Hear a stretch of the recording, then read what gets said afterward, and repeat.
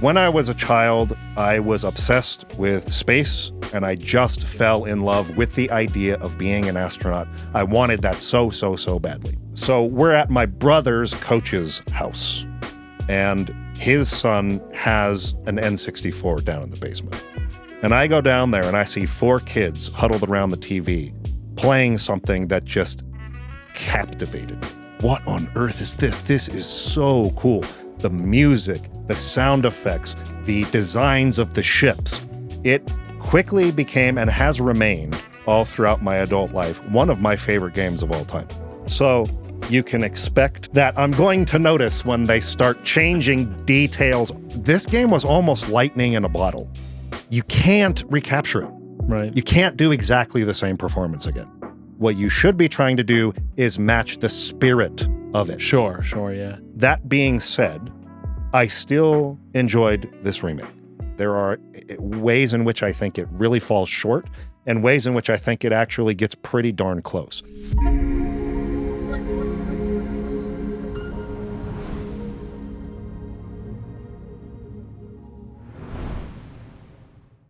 I'd like to start off today's conversation by reading off a definition for the word spirit in the context of understanding the spirit of a thing, the spirit of a work, the spirit of this idea. Right. Spirit refers to the underlying purpose, meaning, emotional effect, and dramatic function of a work, rather than its literal surface details. In the same way that the spirit of the law refers to the purpose behind a statute rather than its exact wording, the spirit of the original, in this case talking about video games, refers to what the original work was fundamentally trying to express, evoke, or accomplish. This is, to me, the most important thing, Right. not only in remakes of video games, but in adaptations of anything from one medium to another as well. If you are adapting a novel to a film or to a series, understanding the spirit of the work and embodying that in the adaptation or in the remake is, to me, the most important thing to get right.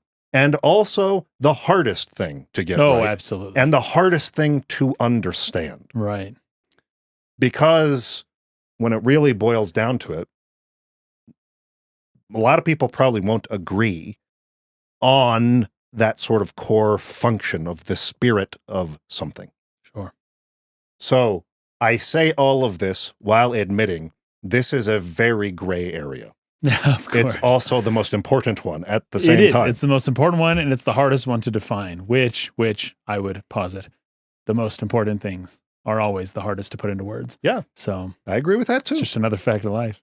So if you understand nothing else about what I'm getting at with this, that is my underlying purpose here. Very good. If you want to understand the spirit of my criticism, you must understand that it's coming from there, if that makes sense. Okay.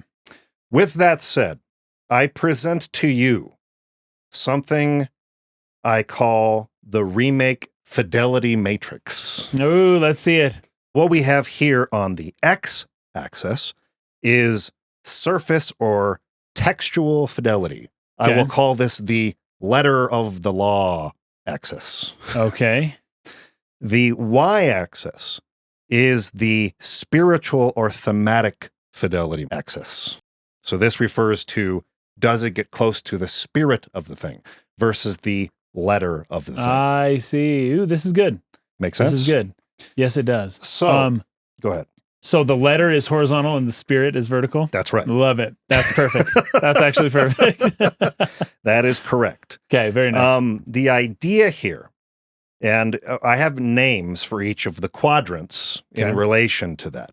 So in the top right quadrant, this means you have high spiritual fidelity and high surface or textual fidelity.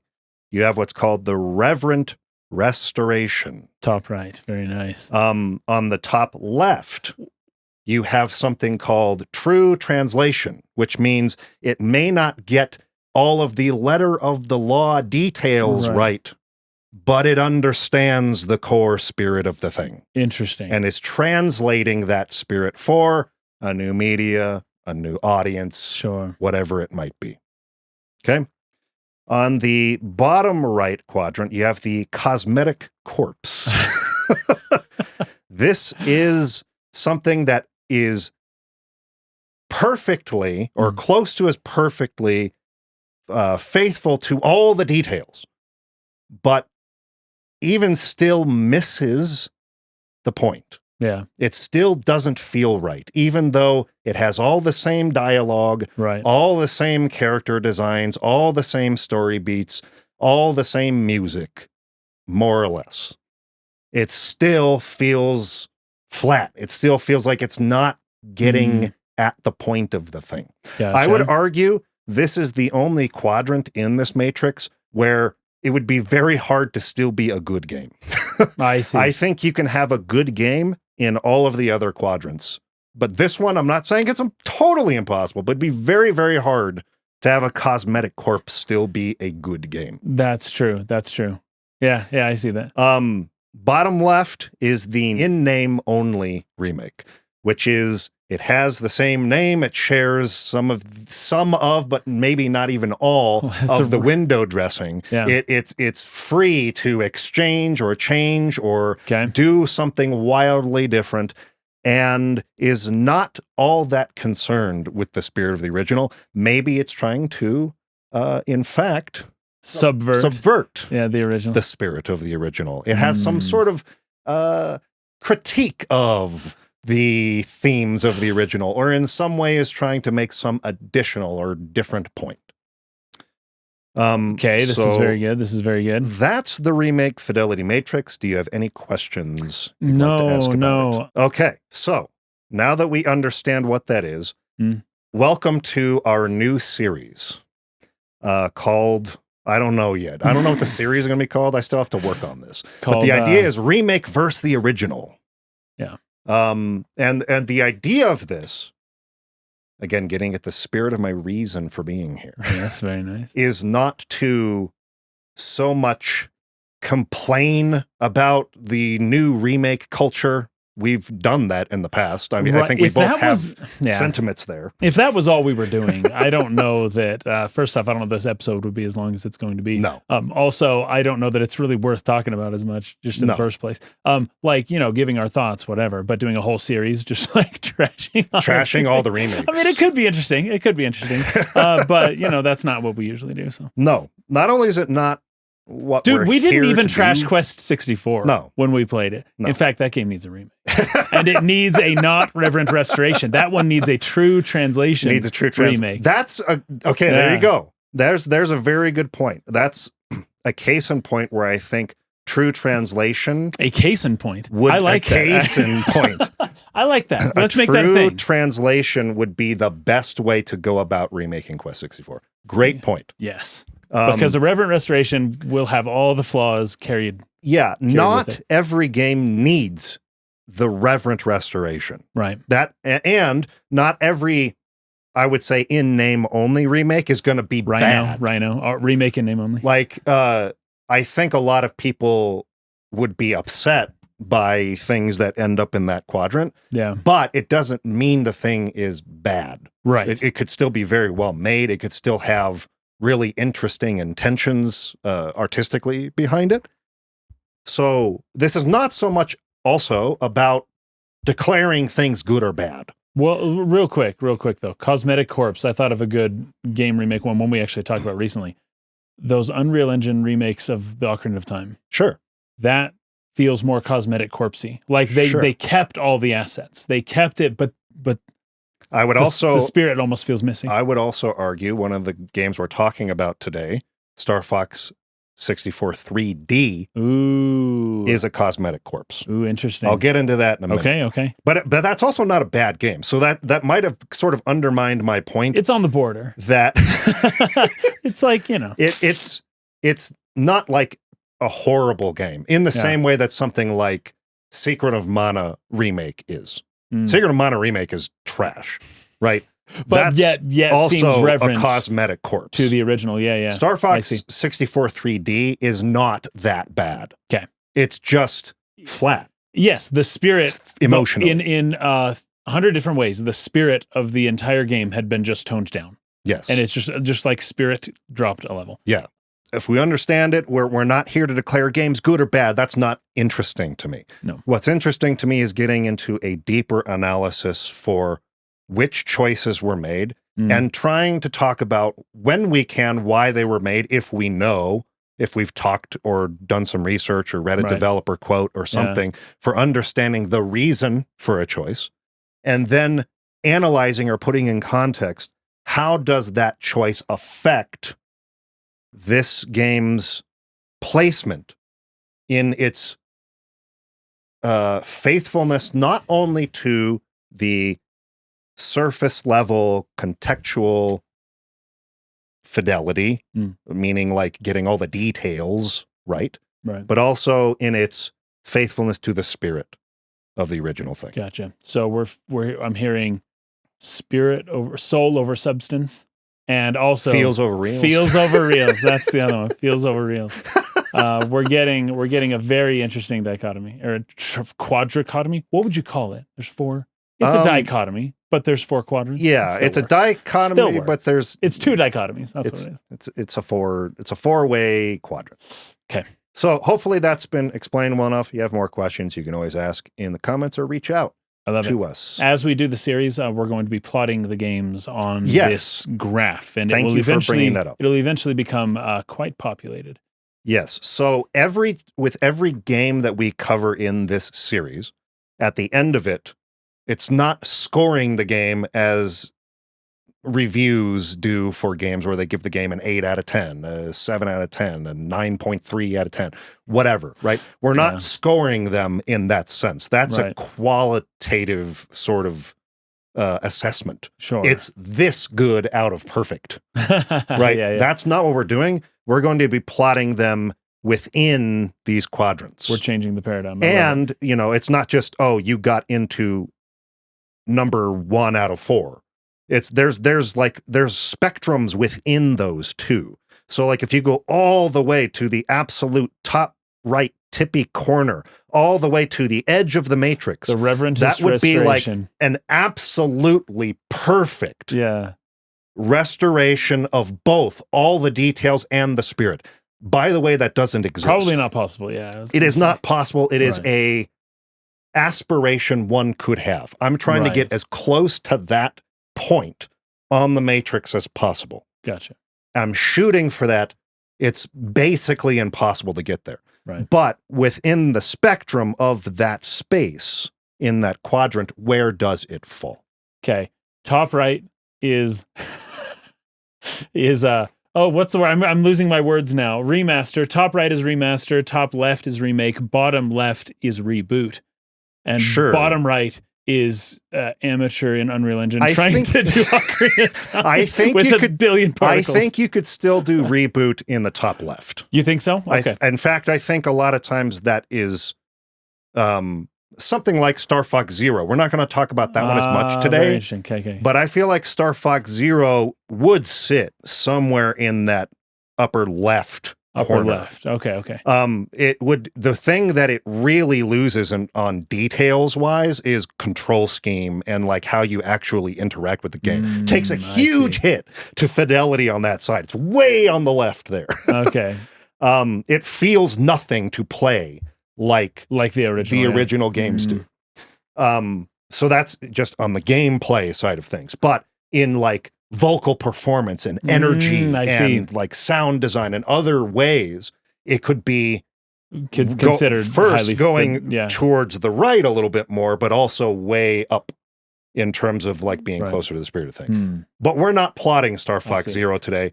We are plotting Star Fox 2026, this brand new remake that just came out. Yeah, which unfortunately has the same name as other games. The original 1993 game. Yeah. And we will also plot Star Fox 64 3D. Okay. Oh, very good. So that's what we're focusing on. What about, just for fun, tossing Star Fox 64 as a loose-ish remake of the original Star Fox as well? Sure. I think we could talk about the original Star Fox, the Super Nintendo Star Fox, because a little bit too. I played the original SNES Star Fox. I did too. Like crazy, a ton. I did too. So much growing up my whole life. Okay. Well, why don't we do that really quick before I get into my next point? Mm-hmm. I wanted to ask a little bit about your history with Star Fox 64. I know that minimal.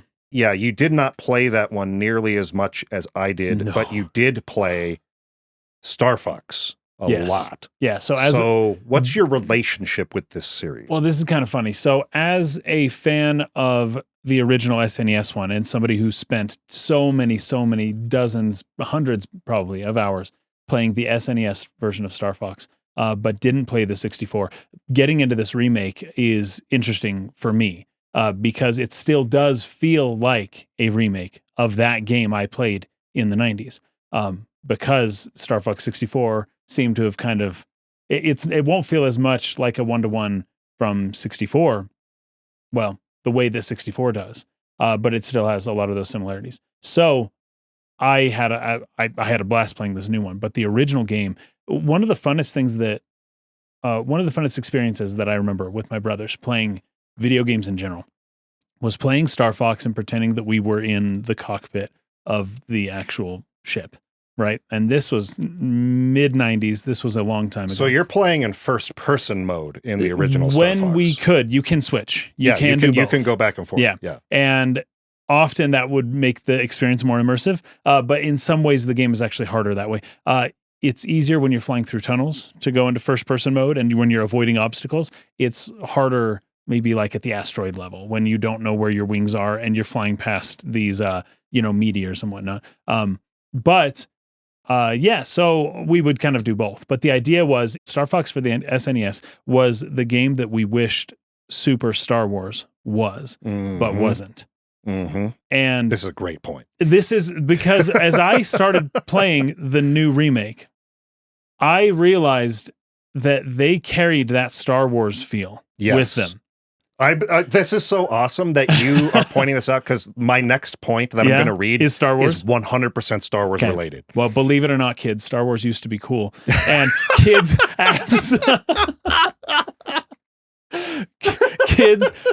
okay, so I was born after the third movie came out. Like, I wasn't even around back then. But Star Wars, the impact and the legacy it had for decades is immeasurable. Like, those first movies were so special in a way that Star Wars probably just can't really grasp people now.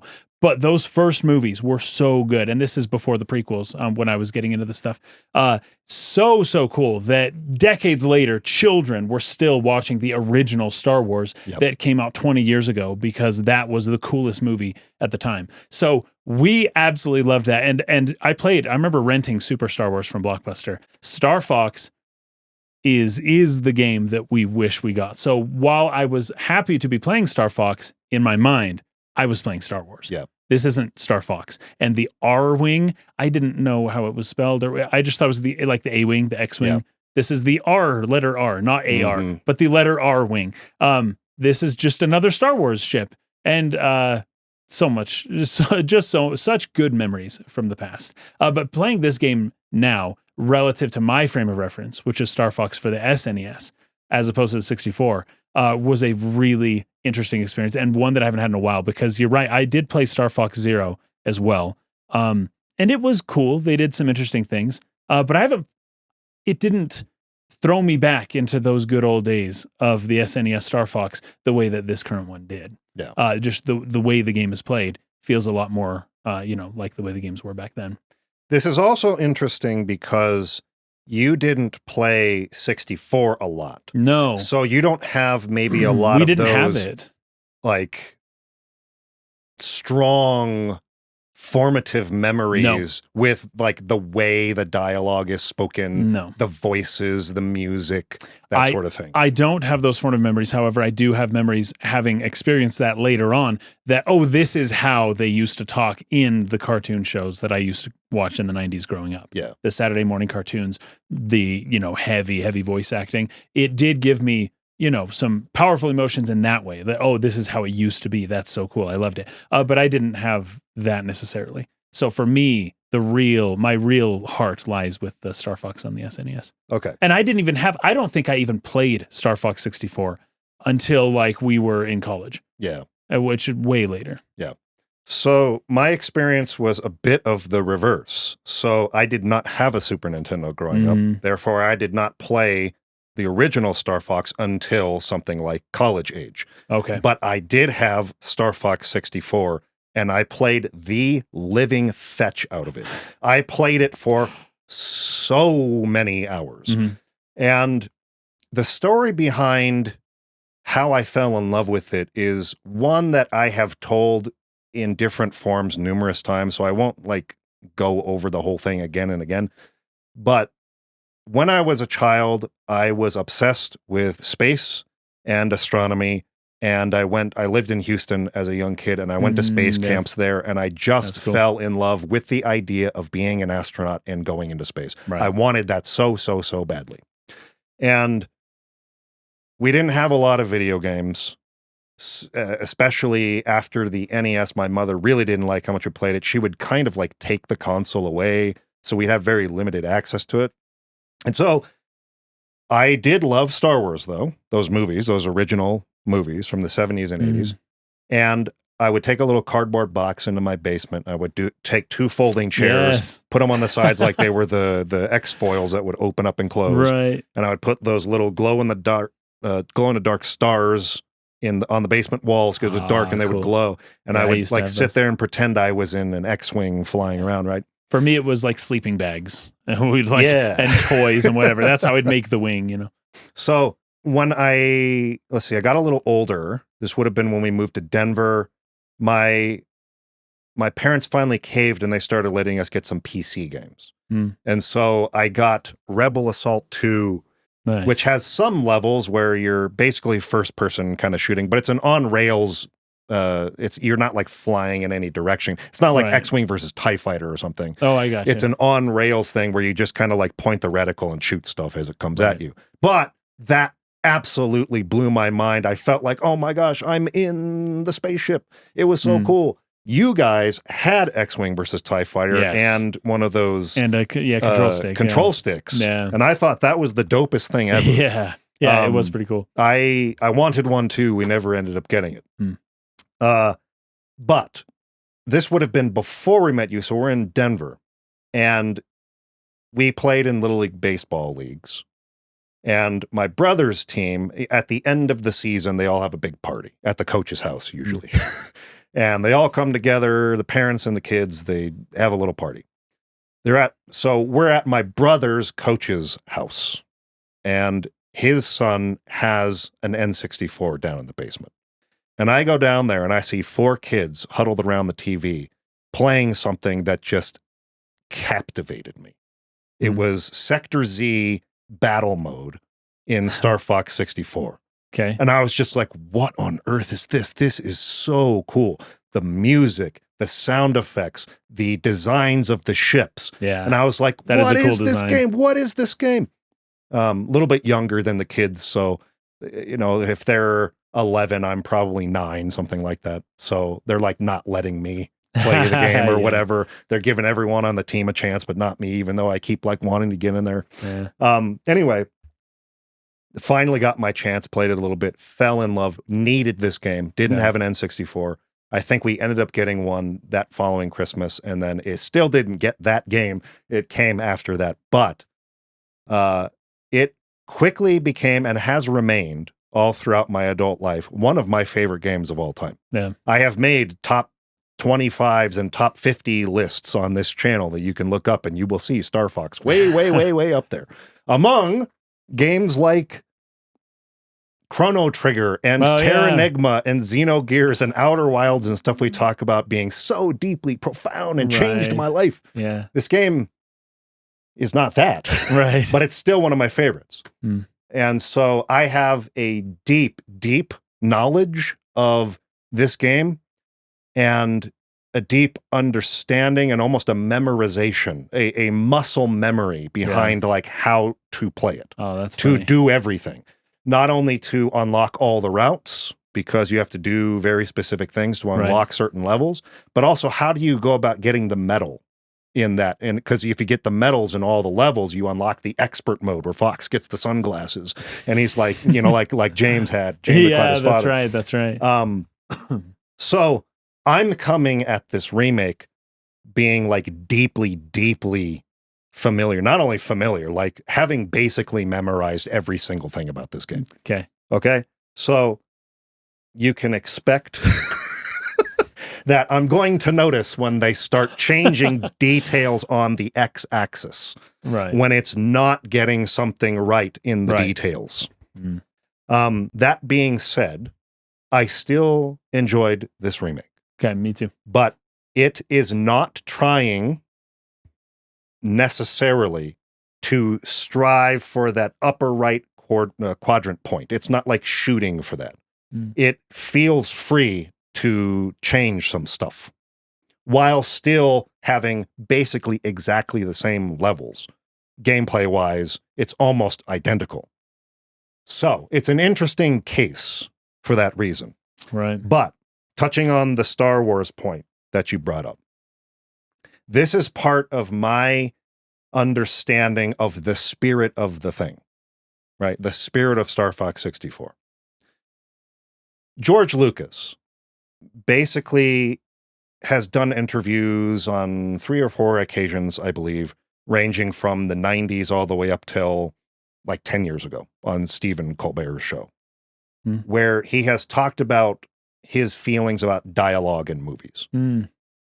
And basically, he does not view dialogue as a literary device. That's not the way he approaches it when he writes. Yeah. He views dialogue more like a sound effect. Right. Or a vocal chorus. It's an emotion-making like process, or not a process, what would you call it? It's something that creates emotion. Yeah. So if you understand... Device, that's what I mean. Yeah, if you understand his purpose behind dialogue, it changes the context of how you read or hear it within the soundscape of the movie. And when you think about it that way, I think one really good example of this, even if it was unintentional, is the Lord of the Rings, at least Fellowship of the Ring, but maybe that whole trilogy. Okay.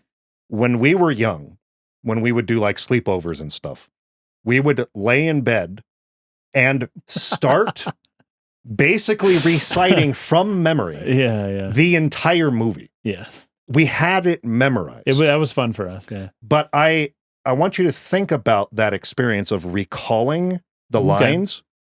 Is it about the words, or is it about the pitch, inflection, and musicality of its performance that made it easy to remember? And do you hear the soundtrack of the movie while you're remembering the words? Oh, yeah. Oh, absolutely. And that the intonation and the pitch was more important to get right than even the words sometimes. And as I watched these movies later on, and I'm really paying attention to what these words are saying and what they mean, I'm realizing I didn't actually understand a lot of the words when I was young. I memorized it because the aesthetic of the sound and the immensity, the way that it created this epic feel, right? We could feel that even just memorizing it and just repeating it to each other. Sort of like the lines in the Matrix between Neo and Morpheus, and how like epic it just sounds like, oh, that's so right. Just the feel of that's so good. But as I get older and I'm actually listening for the words now, it's just like, oh, wait. That was really deep. Like, that was really profound. I totally didn't care about that when I was younger. I just thought that it sounded awesome, and that's all that mattered. We had a similar experience when we reviewed Jurassic Park a couple of years ago, right? Totally. There were so many lines going back to that movie where I was like, I did not understand what he was saying. Like I did not know the words he used, but I would repeat them with as close to just following the intonation of his voice and the inflection and the, I suppose, emotional aspect or the intensity or urgency of the voice.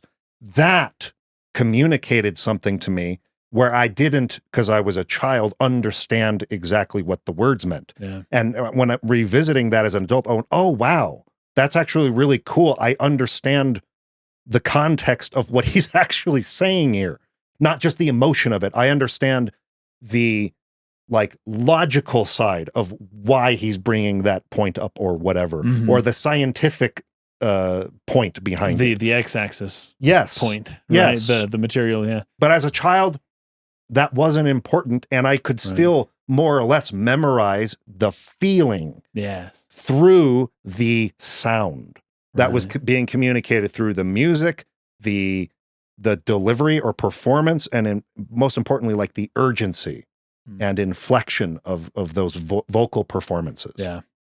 And Star Wars was written on purpose to be that way. Right. I don't know if Steven Spielberg, who is part of the same sort of like class of, and by class I don't mean like how good they are. I mean like the same graduating class of filmmakers as Steven Spielberg. They were friends. Around the same time. They worked together on a lot of things. They vacation in Hawaii together and stuff. And I've always wondered if they had maybe a similar philosophy when it comes to this. That's not to say that Steven Spielberg, and I don't know how many movies Steven Spielberg wrote. Oh, that's a good question. More I'm not so sure than about directed or produced. Yeah. But I wonder if they had the same, or at least a similar philosophy behind how the dialogue should work or be working.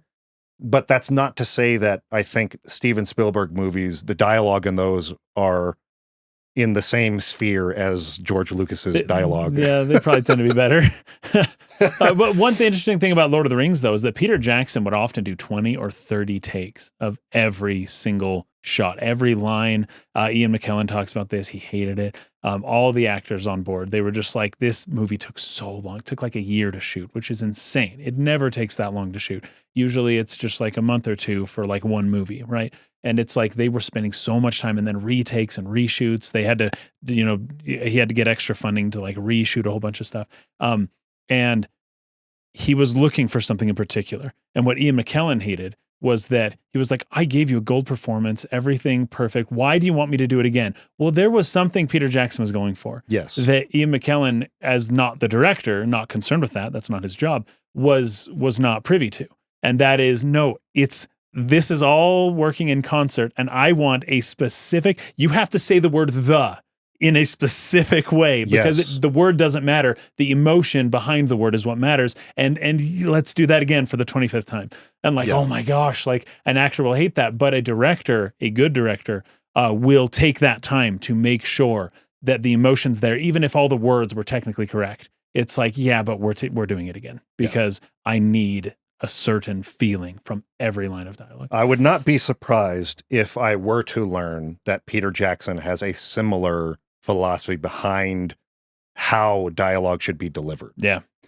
So a lot of filmmakers from that sort of like 80s, 90s, early 2000s era. Oh, I have one more thing to say. Sure. The Beatles have talked about this. Oh, have they? Yes. I can't remember which one. It was got to be Paul McCartney or John Lennon. They wrote almost all of the songs. But they were saying that like the words they used weren't actually that important. They were, I don't want to say the word random, but they didn't put prime importance on what words they were saying. That didn't matter too much to them. They needed a good melody and a good feel. And often music writers like, what is his name? Max Martin, the great like Swedish dudes who like write music for the whole world. They are, they'll, have you ever heard the song, The Devil Went Down to Georgia? He's looking for a soul to steal. Yes. He was in a bind. So there's a part of that is just total nonsense. It's chicken in the bread pan, picking out dough, Granny, does your dog bite? No, child, no. And it's like that. What they're saying doesn't matter. Chicken in the bread pan picking out dough is a percussive. It's rhythmic. It's giving you this feeling of something. But then it's like, but what is he actually saying? Well, that doesn't matter. That doesn't matter. And even the Beatles would write to this philosophy. It's like, no, the feeling of the words matters way more than the technical meaning of the words, right? Yeah. And a lot of Beatles songs are kind of nonsensical, but they ended up being #1 hits because people just loved the feel and the emotions that those songs gave them. Yes, this is all perfect. And we got Texax here saying, I've heard the same sentiment attributed to Elton John. I think, we need we've got maybe like beat the dead horse here with the point, but I think there's a lot of prominent artists who have a similar idea about how words should function within the emotion created by the art. Sure. And that what the words technically say are not always more important than the effect they have on the audience. Right. You can't just be saying gibberish, right? Right. It's got to be, you can't, that'll detract from it. It's still, it's got to sound like it fits, but, you don't have to do much more than that. So I have a couple of quotes here. In an interview with Empire magazine in 1999, George Lucas said, "My dialogue is very utilitarian and is designed to move things forward." Emphasis there on move. I think it was David here who was bringing up his, or at least what Mark Hamill brought up as one of George Lucas's favorite directions, which is faster, more energy, basically. He just kept saying faster, it for everything. more energy, faster, more energy. Yeah, faster, more intense is what it is. Faster, more intense. In an interview, funny. Mark Hamill was talking about how difficult it was to actually deliver some of the dialogue George wrote. Some of it was changed because of the fact that he was begging him to do that. Please don't make me say that. They're going to throw vegetables at me, not you. That's funny. Right? That's funny. So he was accommodating in some circumstances. Right. But his overall idea is that's not important. We're just getting through this. With this emotion. Say it with this intensity. Move us forward with your voice. Okay? It's not designed to be poetic. I'm not Shakespeare. It's not designed to have a clever turn of phrase. In an interview with Stephen Colbert in 2015, he said, "The sound is extremely important in a movie, but the dialogue is not." Camille Paglia, I believe her name is. Yes, she a famous philosopher. She wrote in an essay for The Chronicle where she had interviewed George Lucas. Oh, she got to. Nice. She quoted him as saying, "My films are basically in the graphics. Everything is visual." And then she went on to write, "He views dialogue as merely," then the quote comes in, "a sound effect, a rhythm, a vocal chorus in the overall soundtrack." Long-winded way of me getting to my point. I posit that is what Star Fox is to a T. Star Fox 64 in particular, because Star Fox didn't have spoken dialogue. It had gibberish. Blah, blah, blah, blah, blah, blah, blah, blah. But once again, that created a feeling every time you heard it. Star Fox 64's dialogue is shooting for that. Every word spoken and the way it is spoken is creating a feeling that is primarily about pushing you forward with energy and intensity and urgency. And it is so visceral. It is so just, you brought up the word percussive. Yes. It is incredibly percussive. And if you pay attention, I was really studying this week. Most of this game is a rail shooter. There are moments where it opens into all range mode and you can fly around. But the vast majority of the game is on rails.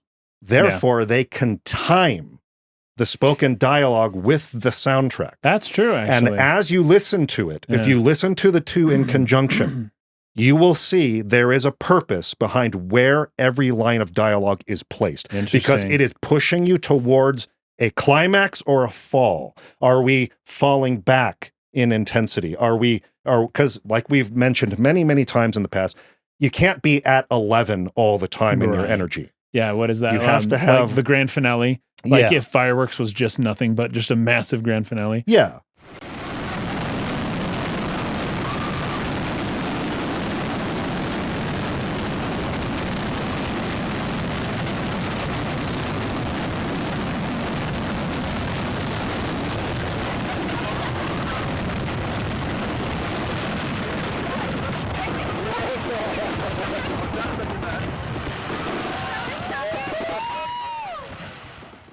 It's like, that's not as fun. Yeah. You lose the impact if you are dialed up to 11 100% of the time. Yeah. You have to have contrast. You have to come back down again. Dynamics, yeah. Dynamics. Yeah. So the lines are placed in rhythm, in the dynamics of the music, to rise and fall with the emotions they're trying to deliver you, the player. That's pretty cool. We will listen to some examples of this. But that is the purpose the dialogue is serving. There's a reason why we're spending so much time on this part. Yes. Talking about dialogue, because Star Fox 64 possibly did it better than any game ever. Yes. In terms of having dialogue be like an effect, a part of the soundtrack. You know, the way that they say it, way more important than the words they're saying. This might be like the best example of any game that has done that to great effect. Yes. Not only that, I would say... And also that the remake did not do. yes. But I would say that the sound design of this game is triple S class. Ah, very nice. It is so well balanced between music, sound effects, dialogue. And it is in such harmony together where you can distinctly hear each of those things in the soundscape. None of it is competing with the other. Wow, that's cool. And that is really hard to do as someone who comes from a sound effects background to a certain extent, has done a lot of work in doing sound effects for videos and for film and things like that, also music, and trying to balance those things. It can be really hard because I might do a soundtrack for something, and I'm and I'm following the action, and I'm editing my BPM to fit with the emotional beats of the scene or whatever.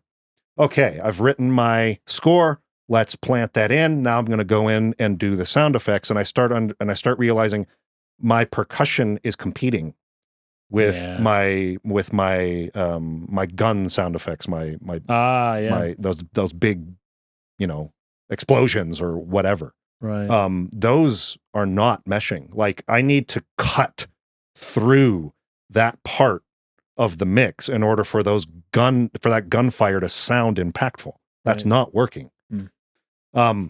Star Fox 64 is basically perfect with that.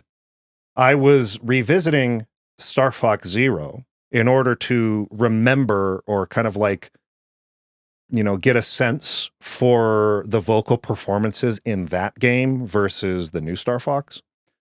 And I was noticing that I could not hear the music.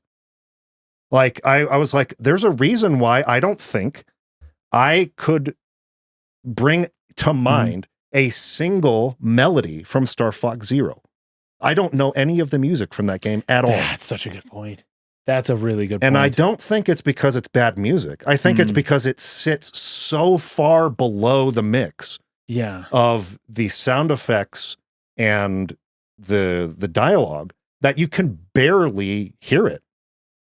It's just sort of like this rumble underneath that feels urgent, and there's percussion there, but like I'm not like really picking out strong melody in there.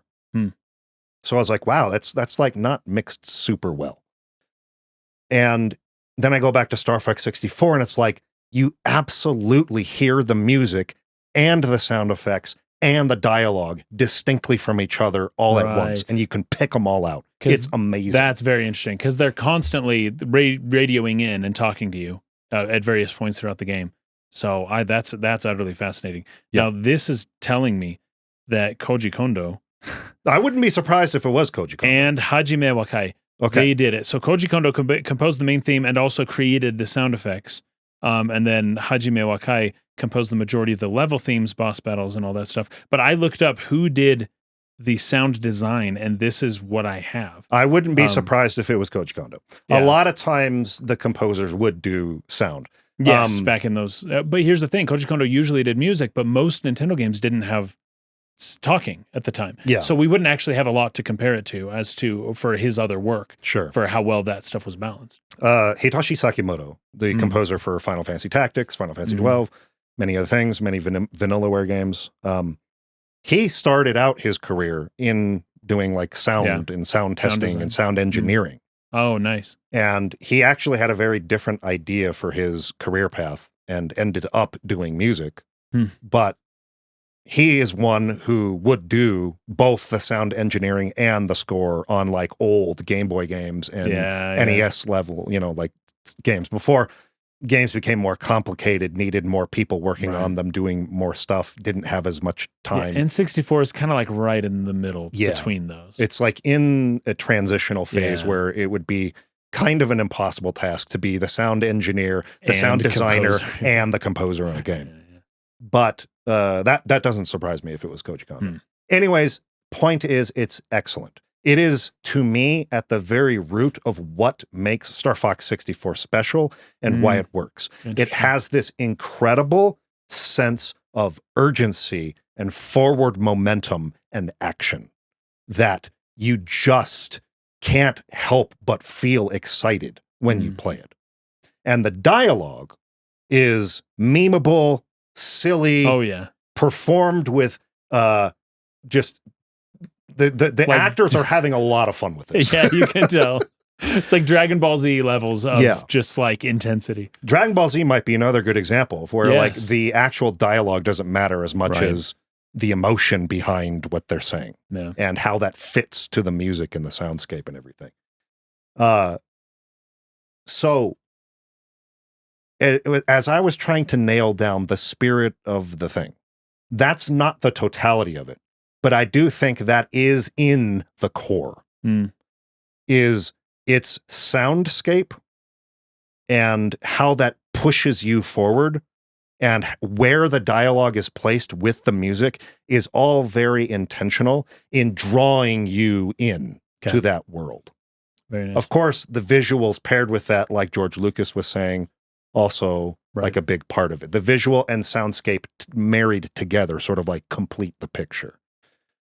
So, now that I've put that out there, does that ring any bells for you in like looking back on your experience with Star Fox 64 or maybe even the original Star Fox? The answer is yes, but the like there's that part at the beginning which they actually kept in Star Fox 64, the good luck that was recorded from the SNES version of Star Fox. And then at the very beginning, there's the emergency, and they're running. Well, actually, no. In the original Star Fox, you don't see them running. That's 64's thing. In the SNES Star Fox, you're going down a hall, but you hear the emergency, and then some words are being said. I've never in my life figured out what they are, but it's like dee da dee da dee da. It's just it sounds like an average like intercom announcement that is going on at the same time as like a fire alarm. That's just basically like get out the building, something big's going on, right? Yeah. But it doesn't matter what they're saying. So they do use I don't want to call it dialogue. It's more of a monologue, if even that, in the game as a sound effect. It's just a get pumped up sound effect, like, ooh, emergency, something's happening, things are going quick, let's go, get out there. And then it's just good luck, and you're out there shooting things, right? There's very minimal dialogue. And then, of course, the way that the puppets kind of talk to each other, it feels that way a lot. But I think a lot of SNES games did feel that way because you couldn't really do voices. Yeah. So in terms of that, it totally tracks. And a lot of the music is similar from Star Fox SNES to 64 as well. Yeah, same energy. And then the puppet thing, I feel like it's the same sample, just at different pitches, right? And then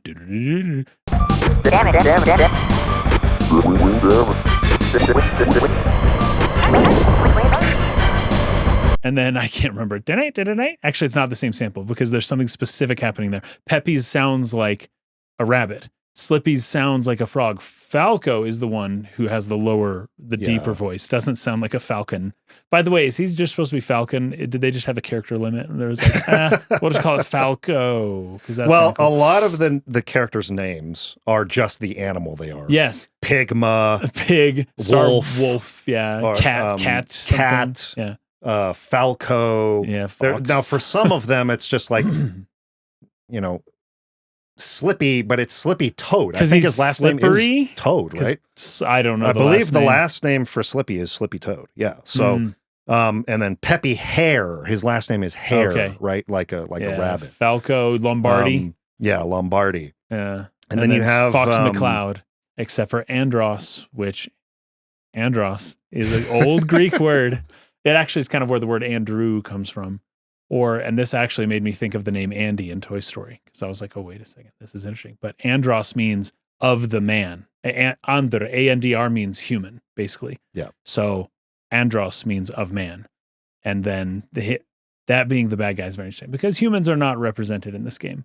Although Andros is kind of like an ape, sort of more like a monkey. But I feel like that name was probably intentional and means something, but it's the only name that I think means anything in all of this. Other than Lilat. I didn't check that up. Lilat? Oh, yeah. I don't know. Now, that game in Europe was actually called Lilat Wars. Lilat Wars. Yeah, that was it. Star Fox. Yeah. So that's an interesting And there was also an option in Star Fox 64 to change the voices in Europe, only in Europe, to change the voices to be that gibberish. Oh, really? Like almost like an Animal Crossing. I did not know that. That's crazy. Yeah. Only in Europe did they get that. That's very interesting. That option. I wonder why. You touched on another thing that I think is in the core of the spirit of the work, which is the puppet thing you brought up. Yes. On the cover, famously, of the original Star Fox 1993, they just have puppets. They took photographs of puppets as the characters. And they looked awesome. I thought they looked so cool. I think they look great. I think it's a really unique design to them. They look a little janky, but that's part of that's part of the appeal almost. Yes, yeah. In many of the games that have followed, though they are not trying to, in sort of like a realistic way, depict what looks from the screen like a puppet in like the most realistic graphics possible. I do still think they are going for that effect when you look at the way the mouths move. They are not they are not synced with the words. I see. They're not lip flapping and syncing it. Right. That's just like moving up and down really, really fast. Interesting. And this is like true, a 2-frame animation. Right? Yeah, this is true in Star Fox 64. It's true in Star Fox Zero. I don't remember it in Star Fox Zero. It's true in Star Fox Zero as well. And so they meant for them to look like little puppets in the cockpits of these ships. Right. And another thing that hits this home is that when they announced Star Fox Zero, they did it with puppets in the Nintendo Direct. Oh, they had puppets of I don't remember Shigeru Miyamoto. That's funny. And Satoru. Was Satoru Iwata. I believe he was still there. Nice. So maybe they Reggie. had puppets. I feel like there was a Reggie puppet. I think there was a Reggie puppet. Ah, that's funny. And then they had puppets for all the Star Fox characters. Okay. And they came on the Nintendo Direct with puppets. That's funny. That was the intention of the original. Interesting. I say this because one of the original director's producer, I think it's Takao Shimizu. I'm going to put a giant, huge red circle with a cross going through it on my face if I'm wrong. Wrong! You think I'm an idiot? I believe he tweeted when the new Star Fox remake was revealed, something along the lines of, that's really cool, but I really liked the design of Fox from the Super Mario movie. He was so cute. Something like that. A couple of days later, another tweet comes out that says, oh, this new Star Fox is exactly what I had in mind when I made Star Fox 64 back Wasn't in the it day. like Inafune or something like that? It might have been a different person. Takaya Imamura. So Imamura. Yeah. He's the one. So that red circle will have come on my face by now. The credits. David checked the credits here, and Koji Kondo and Hamije Wakai Hajime. Come as sound composers or are credited as sound composers, while sound effects programmer is credited to Yoji Inagaki. Okay, very nice. So there's throw his name out there that too as well. So they all did this such guy, a killer job. This guy, what was his name? I just closed the tab. Imamura. Imamura? Yeah. Sorry, I Imamura Star Fox. Maybe he was one of the original creators back in the way back. Yep, Takaya Imamura. Okay, so he was a key designer for the Star Fox series, contributing significantly to the character design and story development. The guy I brought up, the name I mentioned, was the director of Star Fox 64. Oh, I see. Okay. So different guy. But he created, I'm talking about Imamura here, created Fox McCloud. He worked on the original Star Fox game in 1993 and served as art director for Star Fox 64, which he described as the game of my life. Cool. That's awesome. So the fact that he had one reaction to the way the characters are designed in the new game one day, and the next day goes as far as to, no, this is always what I had in mind, screams he was contacted by somebody. And said, please don't say that. Please don't say that. Yeah. And I don't know that. That's speculation on my part. But that's what that screams to me. Same thing happened. You've already brought up Mark Hamill in Star Wars, but he backtracked on a few things he said about the Star Wars movies as well. Yeah. Sometimes this happens. And especially, but you never want to, I don't know how old these people are if they're still working, but you never want to burn the bridges. This also harkens back to Hironobu Sakaguchi saying Final Fantasy 15 or 16 was like a great return to Final Fantasy and all that. Like this happens, and like, just look, guys, this is people's jobs. They're trying to make money for their families. Just understand. But here's the thing: that same grain of salt probably should be put in every developer interview about any subject. Yes, is like, listen, these are people's jobs and livelihoods, and their friends are all still in the industry, even if they aren't. And just understand that. That makes things a lot more difficult. It complex. Yeah, it makes it a lot more complex to understand exactly what's going on and whose rumor is correct and whose take is right. And you're probably just never going to know. There it is. There we have Potato here. Iwata and Potato Miyamoto. here in the chat posted a GIF with the puppets from Reggie, Iwata, and Shigeru Miyamoto. For that Star Fox reveal. That was what they were going for. Yes, definitely. That's what the original Star Fox idea, concept, design was supposed to be. They were supposed to be little puppets. That was the aesthetic. That was the art direction for the game. Hi, everyone. This is Editing Mike here with a quick aside. As I was scrolling through Imamura's Twitter page, I actually found this post, which was really, really interesting, where he says, let's make a Star Fox movie using this method too. And it is a retweet of a Thunderbirds anniversary post with some behind-the-scenes footage of how the Thunderbirds show was made. I know that we've been mentioning Star Wars throughout this episode and how that influenced Star Fox. But an even bigger influence on Star Fox was Thunderbirds, a sci-fi show made entirely with puppets. So again, the puppet aesthetic as a central part of the game's art direction and visual identity is core to understanding the heart of what Star Fox is, to understanding the spirit of the thing. So we talked about the sound design and the dialogue and how that all works together, and the visual aesthetic being puppets, and it being very much tailored towards, this is my third point of getting at the core, something that can be played by adults and children. Very good. It is a rail shooter. I think you could possibly put it into the shoot 'em up genre. I suppose, yeah. No, it feels arcadey. It feels like an arcade, and that rails thing is a big part of that. Yes, and for then sure. the cursor, it almost feels like something you would play at an arcade. But it is possibly the easiest shoot 'em up arcade rail shooter I've ever played. Right? Nice. Those games are famous for being brutal and just having so much stuff flying at you that you're just completely overwhelmed. And you have to be very meticulous about memorizing the patterns of the shots and bullets and energy coming at you in order to make these minute dodging movements that will like keep you alive. Because if you get touched by anything, you die instantly. And you're heavily penalized if you miss something too, because then it's like, well, it hit you if you missed it. Whereas in Star Fox, you can dodge the enemies and they just go behind you, and it's as if nothing happened. Star Fox might loosely fit into that genre, but it is not made for the hardcore shoot 'em up arcade player. No, it's not. It is made for the 11-year-old who went into his brother's coach's basement of his house and had wanted so badly to fly an X-Wing his whole life and saw something that felt like that. Yeah. It felt like being an X-Wing pilot. But it's got these cool cartoon animal characters that really appeal to that age group. Star Wars has animal puppets. That's true as well. In fact, Jim Henson created them and was likely the inspiration for Star Fox's puppet design. You know, like stuff like the Dark Crystal and the Muppets or all the other stuff that he was doing. That just leads us right back to Star Wars. Yes.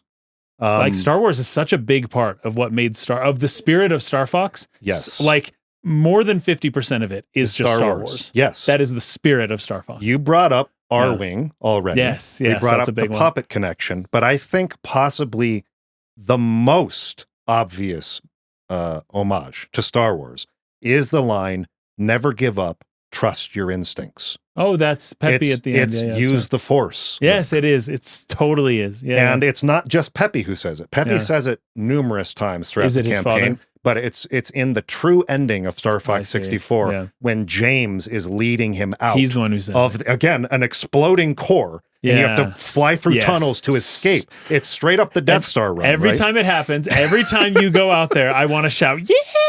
Ha! Yes. Yeah, because that's what it feels like. And he says, "Never give up, trust your instincts. Use the Force. Use the Force." And then he bursts out just in time as that ball of fire is following him. You see it like going around the edges of the frame before you get out. It's totally Star Wars very inspired. Star Warsy, yeah.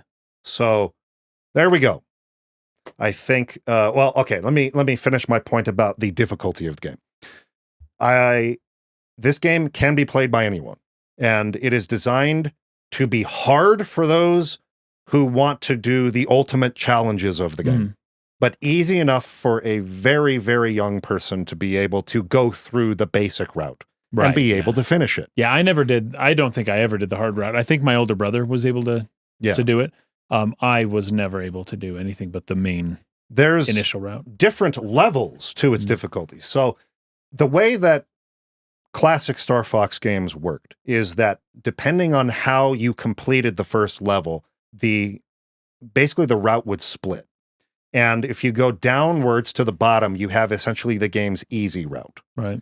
And if you found the secret to the other route, the alternate ending of the first level, you could start what's called the hard route on the top side of the solar system map. Yeah. The system map or whatever you'd call it.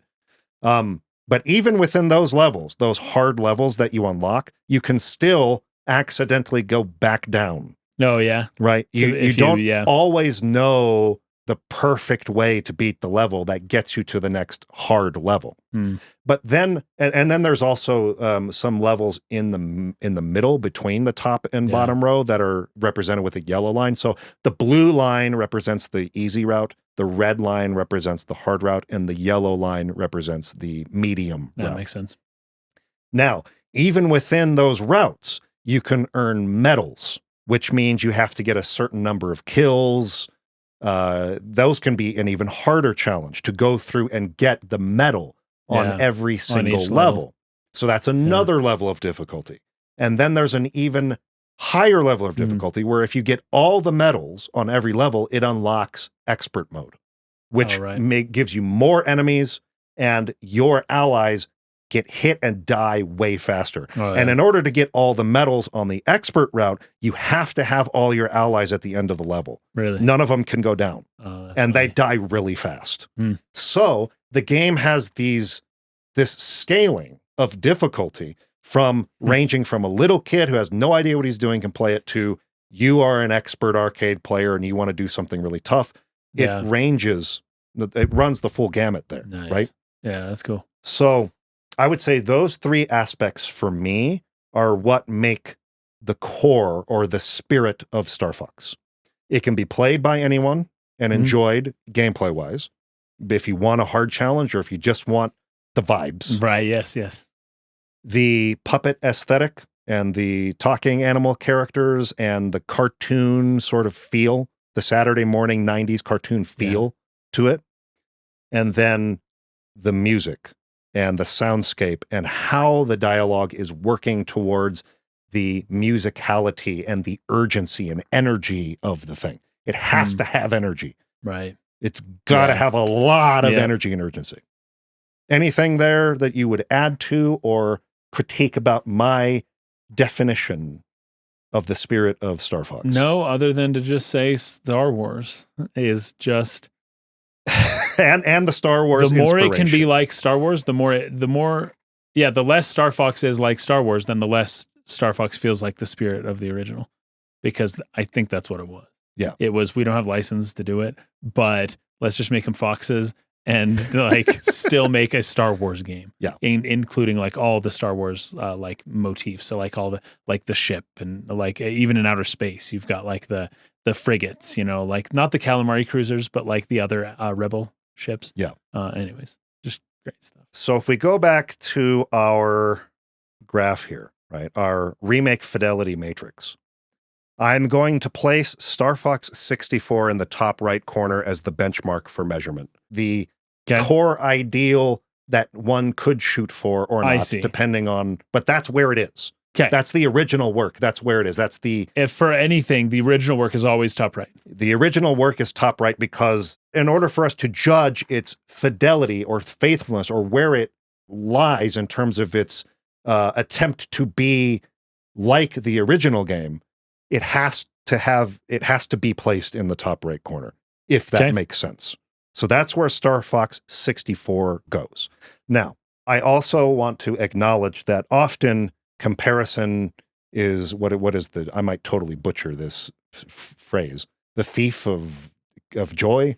Sure. I understand like exactly what that means. I don't think I've heard You're it not before, supposed to compare yourself if you are going to the gym or whatever and you're lifting this much weight, but like the guy next to you is like way stronger than you. You're not supposed to be comparing yourself to someone else's progress. You're supposed to compare yourself to your own progress. That guy's been lifting a lot longer than you. Don't get discouraged. Where were you a month ago? Where were you last year? Yeah. Right. That's what they say. Compare yourself to other versions of yourself, not to other people around you. So to a certain extent, comparison in this form we're about to do is an exercise in a similar thing. Okay. You will never match the original. And if the original is something that had a lot of impact, it's something that's considered a masterpiece or an all-time great or something, then you're setting yourself up for a lot of nitpicky comparisons that will make a stack that makes it look like this thing is really failing. And that's not what I'm trying to do here. Right. My purpose in making these comparisons is not to say it doesn't sound exactly like the original, but rather to try to decipher or analyze where is that energy sitting in how that was said, and where is that fitting right in with the music, and is it competing at all with the soundscape surrounding it?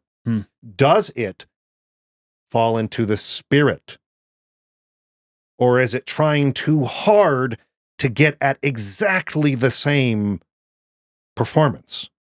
So I have put a timeline together here where we will listen to the Star Fox 64 line, followed by the Star Fox 64 3D version of that line, followed by the new Star Fox version of that line. Now, one thing I want to do before we start that is talk about the voice actors themselves. Okay. So in the original Star Fox 64, some of the key voice actors that you'll want to pay attention to here are Mike West, who played Fox McCloud. Okay. Rick May, who played Peppy Hare, but also Andros. Okay.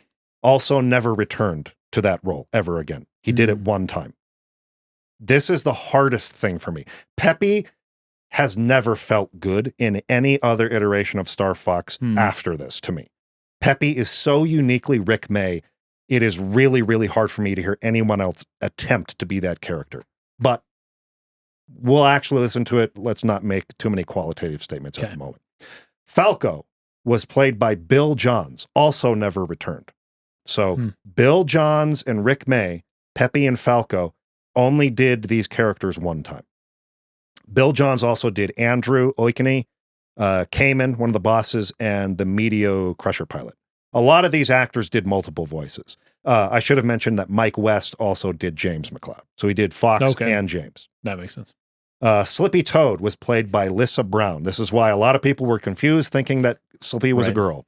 Slippy's not a girl. Slippy is a boy. And a lot of boys are voiced by women in anime and other cartoons. If they're young. Yeah.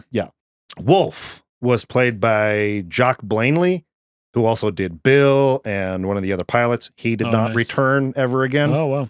General Pepper was David Frederick White, and he did return for almost every freaking General Pepper performance except for Assault and Adventure, I believe. But he did a lot of other voices. He did Rob 64. He did Pigma. He did Attack Carrier Pilot. You have Ja Green, who did Leon, one of the Star Wolf team, a Shogun pilot, a bunch of other bad guys, Area 6 commander, and he was the narrator at the beginning. So like when it's telling about what happened to Fox's dad, right? Yeah. So he's the narrator. And then the Good Luck, which was Good Luck from the original Star Fox, that guy was Dan Osen. Okay. Star Fox 64 3D cast, so the returning cast members. Fox McCloud was voiced again by Mike West. I think this is really important. The key character, the main guy, voiced by the same person, trying to more or less copy his own performance. Yeah. Okay? But he also did Andrew Oikeni in Star Fox 64 3D because Bill Johns did not come back, the Falco voice actor who did Oikeni. So he got an extra voice to do in the 3D version. Peppy Hare was played by Jazz Adams this time. Totally different guy. Falco Lombardi, played by Mark Lund. Totally different guy. Right. But Slippy, Lissa Brown, reprised her role. She came back again. So when you're listening to Fox and Slippy in particular, and the differences between them, realize that's the same actor. And General Pepper as well. Wolf was a different guy, so on and so forth. Star Fox Adventures had a totally different cast, totally different people voiced all the characters. Okay, Star Fox Zero cast had Mike West return as Fox McCloud, and Lissa Brown return as Slippy, and David Frederick White return as General Pepper. Jazz Adams came back for Peppy. He was the 3D Peppy, but not the 64 Peppy. And we have a new Falco with Mark Lund. That's a different guy, right? No, he was also the 3D. So the Falco and Peppy from the Star Fox 64 3D returned for Star Fox Zero. But they were not the original 64 guys. But General Pepper, Fox McCloud, and Slippy were the same voices. And now we have the new Star Fox game, which is an entirely new cast. Not one person who did any voices in this game has ever done a Star Fox character before. And you will notice when you go and look at like their, what do you call those, headshots?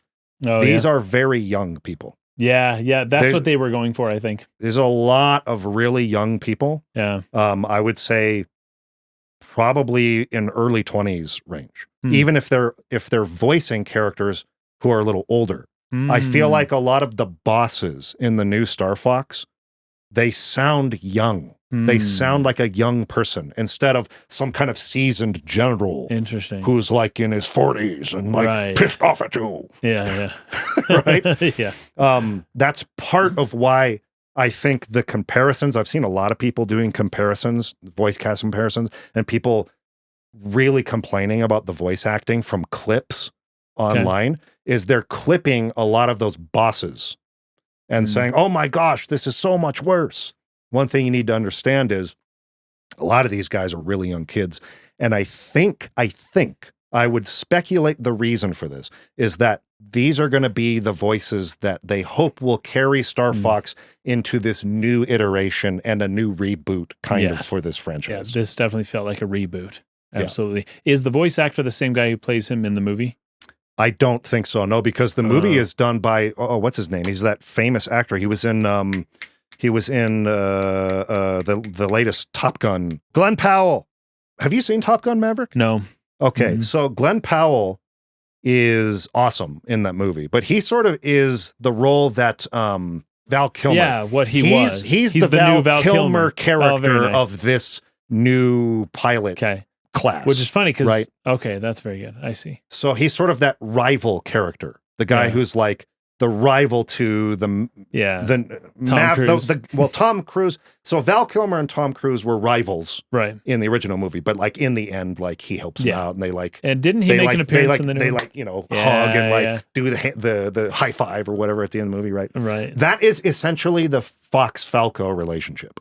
Okay. Right. They are the top pilots of this team and they kind of try to show each other up a little bit. I see. More so Falco trying to prove himself. He has his own insecurities. Yeah. He's the bad boy. Right. And Fox is more professional. But my point of bringing this up is that Glenn Powell is great in that sort of rival, cocky guy role. Well, that's the role of Star Fox in the Super Mario Brothers movie. And that's why that's a thing I want to critique about this new take of Star Fox, the character Fox McCloud. They are making him, and I think I understand the intention. I think I do too. Star Fox as a team is a mercenary group. Yes. They do their work for money. Yeah. Fox in the original game is voiced in a way where he is very traditionally heroic. Right. He's not deferential to General Pepper necessarily, but he is very respectful and professional. Right. And he comes across as somebody who is there to get the job done and do it right. And he's the leader and he's efficient. So when you listen to his voice in the original versus the remake, that's the difference you will hear. They edged Fox over towards that cocky pilot caricature. Right. More on the Falco side. And so that's why I think they picked Glenn Powell to voice him in Super Mario, because he's supposed to serve in the purpose of that movie, that Han Solo type character. Totally. Right? Yeah. But absolutely. Fox was not like that. No, that's one of the surprises that I got after, because I hadn't really played Star Fox 64 before, like much of it, until we were doing research for this video. And I was kind of shocked. Star Fox's personality is fairly, I'm going to say plain. Yes. In Star Fox 64. Yeah, there's not a lot of personality. Not a lot. Slippy, Falco, everyone else has personality, Peppy. But Fox was just kind of the everyman, right? He's just kind of, I guess an avatar for the player, right? Yep. But they have really purposefully upended that for this new remake. They're giving him a personality. And they're giving him Falco's personality, which does make him and Falco butt heads. I do get that. Yeah. It's like, okay, now he's not. Of course, that just meant that they had to push Falco even further in this new remake into that kind of like, oh, now you're just being mean kind of territory. Right. While at the same time, like doing everything Fox tells him to do without like argument. Anyways, it's kind of funny, but I was shocked at how little personality Fox actually had before. And I can't blame them for bringing personality to Fox. It's just, this is the one. This is the one that they picked. I think I would surmise or speculate that the reason for this is that they want to give Fox some kind of arc, right? They want him to at first appear like he's this cocky, young, maybe somewhat inexperienced sort of pilot, right? Who's just taking over the role of leader of this squadron that used to be his father's, right? And he wants to do things his own way. He wants to blaze his own trail, right? But that they're going to go somewhere with that. That was my first thought when he started acting like that. Because what surprised me the most was in the tutorial level, Peppy says something like, the purpose of this exercise is to get us like gelling Build as a team. Yeah. And he says, this is something, he mentioned something about the way your father would have done. I was so surprised to hear him say, that's ancient history. We're doing things my way. Yeah. And he just like bursts forward. So they're giving Star Fox Sonic the Hedgehog's personality, it seems, something like that.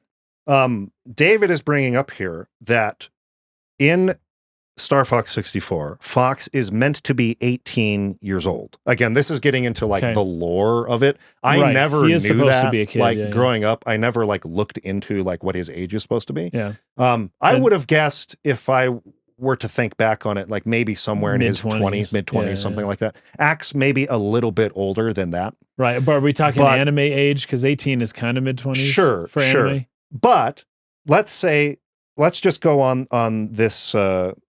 Let's go on this for a moment. Well, he's like meant 12? to be 18. Okay. He's meant to be 18.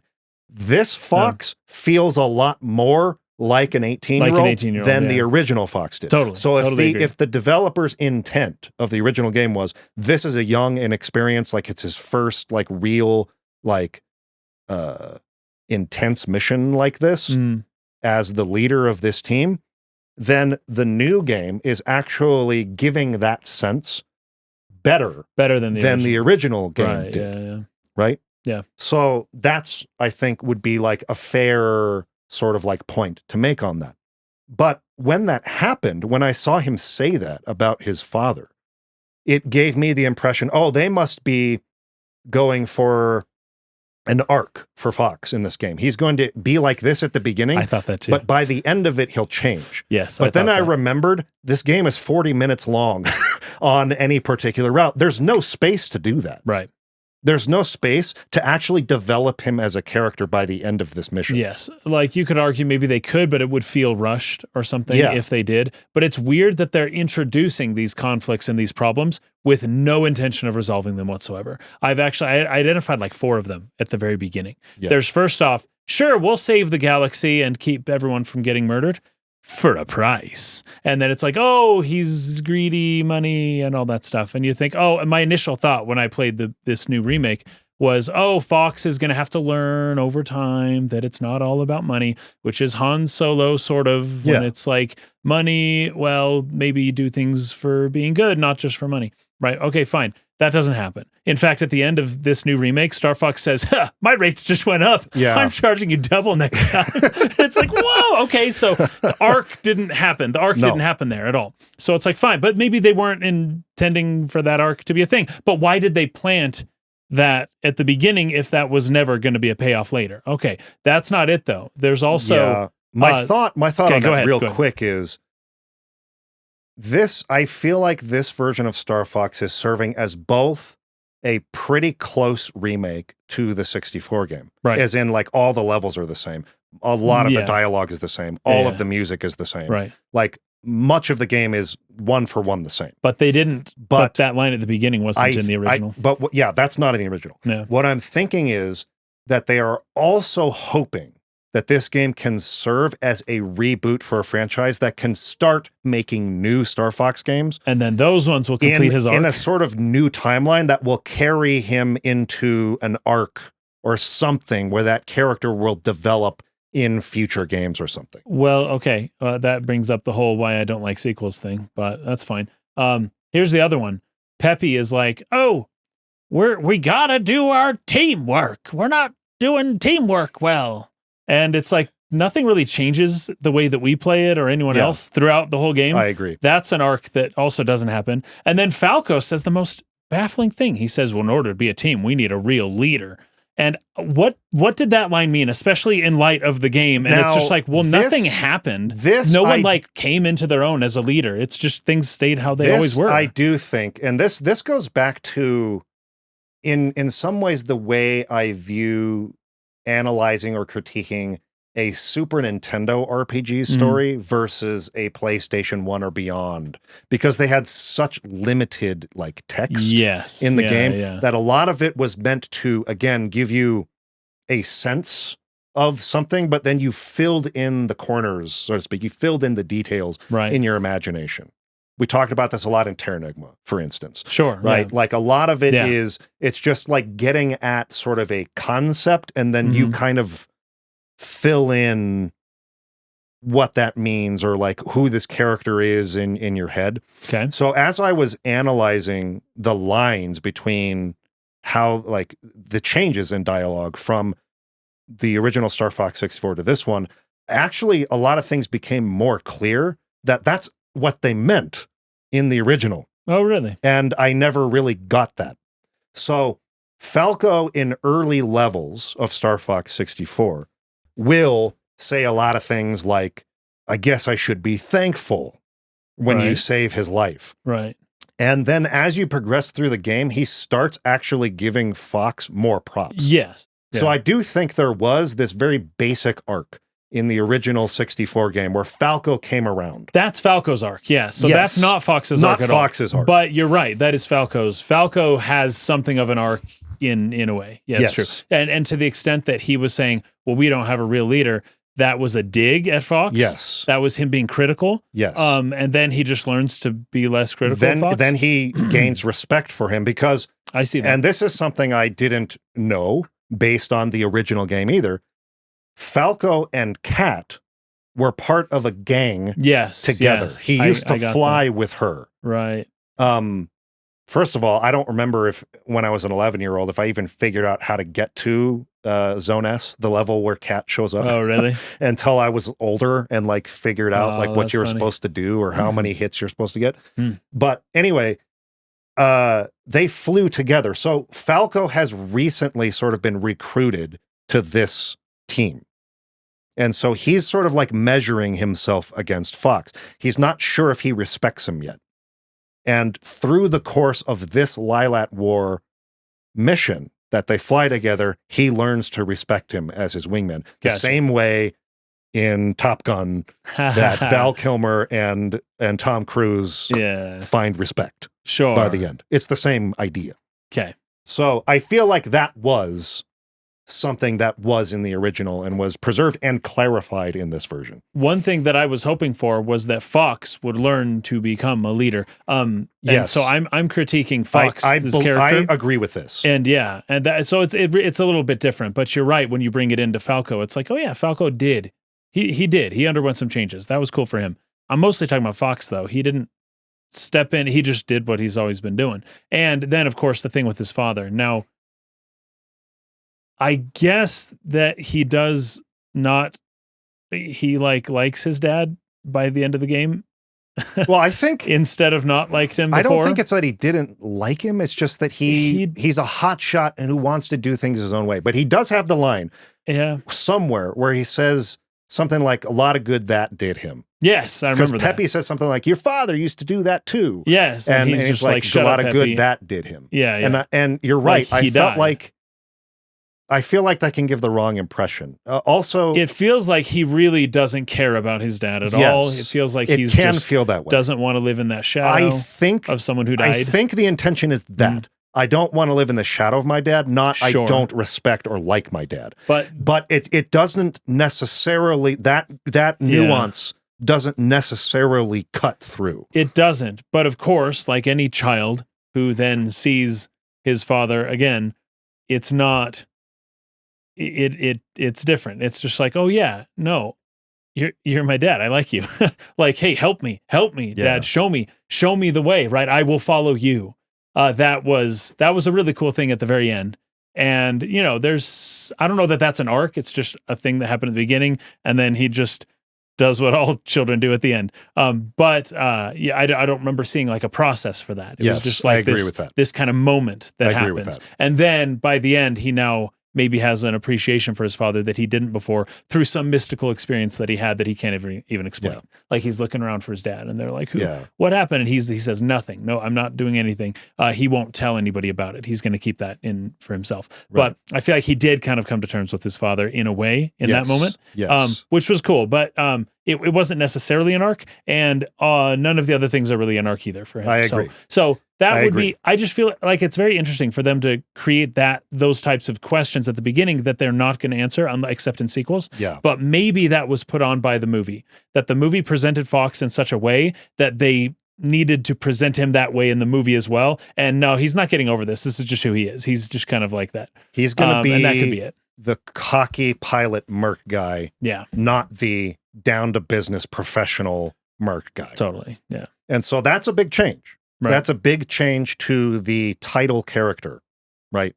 I mean, that's pretty undeniable. Yes. He does not feel like the same character. He doesn't at all. He doesn't at all. Now, whether that's a good or bad thing, I'm not making a judgment on in this moment. It's just a difference. It's one that pushes along the x-axis of our matrix towards the left. It's one thing that inches it that way. Yeah. Right? Maybe more than inches. The fact that, like, when you send the invoice at the very end on Star Fox 64, and like, oh, that's a big bill, says General Pepper, but I'm happy to pay it. And it's like $60,000. It's like really funny. But you could read the fact that he's a mercenary with that line at the very end credits of Star Fox 64, where he's given, like, they're doing the Star Wars award ceremony. Yeah. And he's just like, sorry, I'm not joining your thing. I fly, I do my own thing. You could read that as him, less on the professional side, more on the, he's nickel and diming General Pepper. He's nickel and diming the government, and also being more like Sonic the Hedgehog, which he's got an attitude, that whole kind of thing, where it's just like, nah, you don't tell me what to do. I only did everything you said because I wanted to. Now, and because you're paying me, whatever. I get it. But you could maybe read that a little bit in Star Fox 64 by just the very end of the game, the end credits and then the invoice, where it's just like, by the way, whoa, you're charging a lot of money. Yes. Yeah. Maybe that, if you want to be this wasn't super so forgiving, altruistic. Maybe there really was a selfish motive involved. I could see where you're coming from on that. Like, it's possible. But they take many opportunities to make a finer point on this change to the character. Another good example is when, I believe it's between the Medio second level, and depending on how you finish that, you can either go to Ficina or you can go to Katina. Oh, I see what you mean. Yeah. Katina is being attacked and Ficina is being attacked. And if you do if you don't do the special route where you go through the wormhole in Medio, then you would just go straight to Ficina. But either way, it gets brought up that, well, Slippy brings up, like, why does General Pepper care about this freaking remote planet that nobody lives on and, like, is not special? Yeah. And then Peppy comes in and says, well, they have important intelligence that's kept there. And then Falco goes on to say, you mean secrets. Right. I think General Pepper's dirty laundry is probably, being hidden somewhere in that base. Right. So they make the implication that, they make General Pepper, again, not like this necessarily truly 100% in the caricature sense of cartoons. Yeah. That this game was made to feel like in the original. Like, he's just like this perfect upstanding government official or general, like military official. Maybe he has some skeletons in his closet. And Star Fox or Fox McCloud uses that as leverage. Right. And am I getting warm here? Yeah. So I can neither confirm nor deny. Yeah. So the cutscenes in between levels expand the game in these kinds of ways. It's not like it's really complex, but it just adds, like, a little bit more to the characters. A lot of these levels, it would be like General Pepper would say one line, "The enemy has a base there?" Yeah. Affirmative, General. Get it, yeah. And that was it. Yeah. That's all the background you got on Zone S or whatever. That's now they try to, like, give you some logistical details about, like, what strategically this means to Andros and why we need to destroy it, or what this outpost means for the Alliance and why we need to protect it. So they try to fill that in a little bit. None of it is long. All the cutscenes are short and punchy, and they have good pacing to them. But they just add a little bit more to what essentially was a screen that had a comms angle between Pepper and like Fox, one, where he would say, yeah. "Oh, Fox, be careful! It's too hot down there." "We'll be careful, General." And then that's the it. Right? That's pretty funny. For the most part, I'm fine with that. Yeah. Like, I'm fine with him adding those details, but you need to understand, in doing that, they are changing the core of the main title character. Yes, they are. Yeah. A lot. And it's always difficult when you take a character that seemed to be just an avatar for the player and you give him a personality. That's always difficult.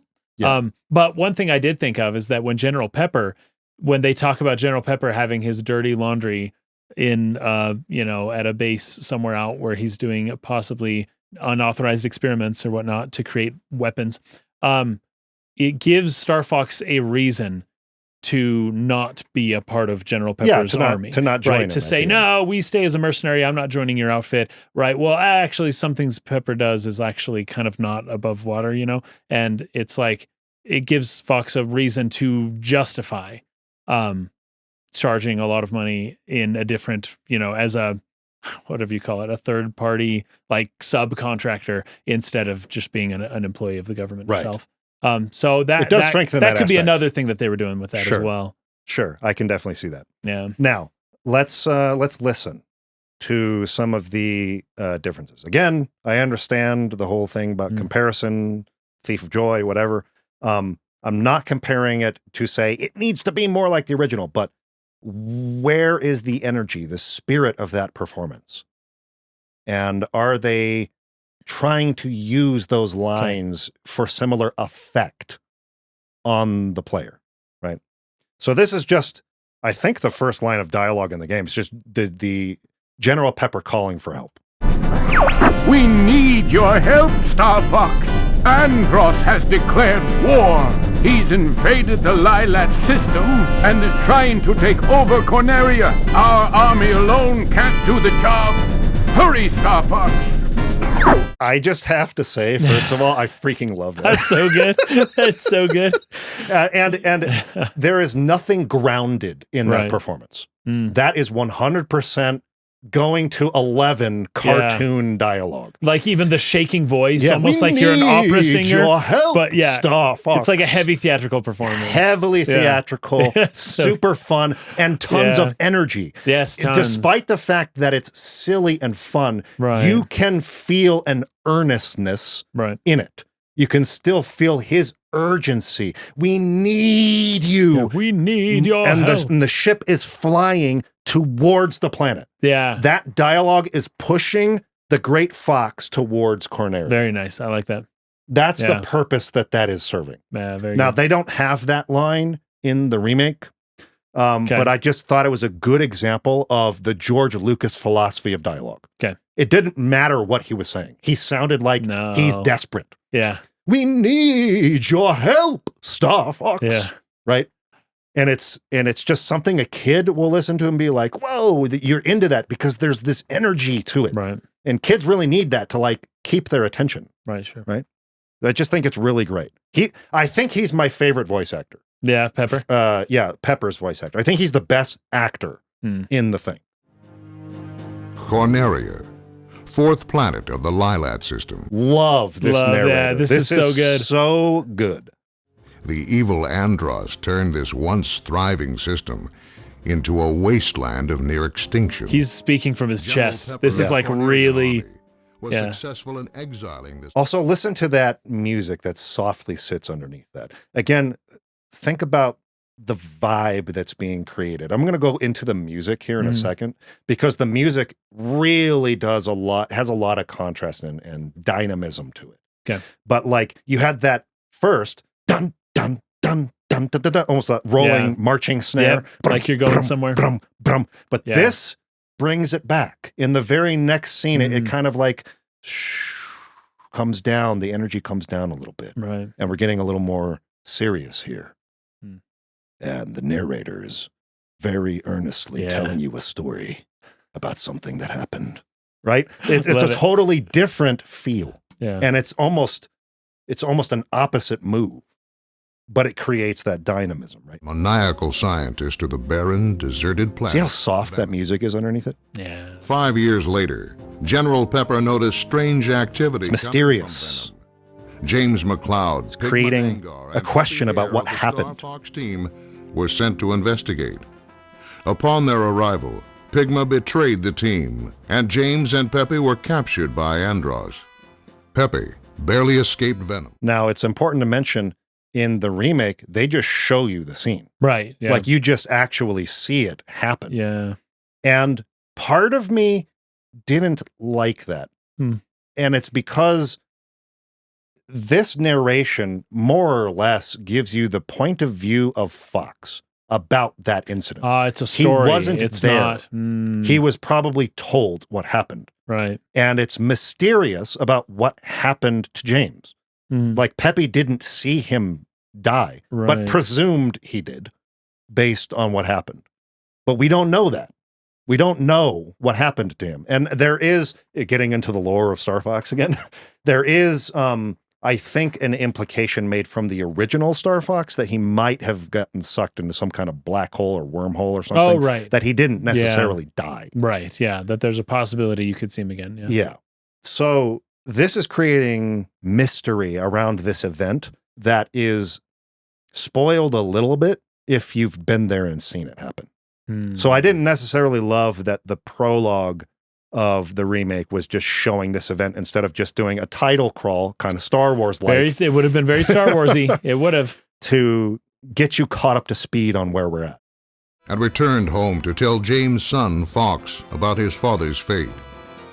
A few years have passed. Andros has again invaded the Lilat system. General Pepper has turned to a new Star Fox team, headed by Fox McCloud, to save Corneria and free the Lilat system once again. Such a good voice. That's very Such good. a good voice. Okay, here we go. Pepper. It's about time you showed up, Fox. You're the only hope for our world. He is so good. He's the best. Yeah, He's the best actor. He totally understood the assignment.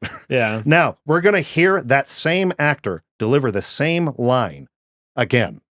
Again, measuring energy. This is going to be from the first, we're going to do 64 again. We're going to repeat that. Then we're going to go into the 3D version. It's about time you showed up, Fox. You're the only hope for our world. It's about time you showed up, Fox. You're the only hope for our world.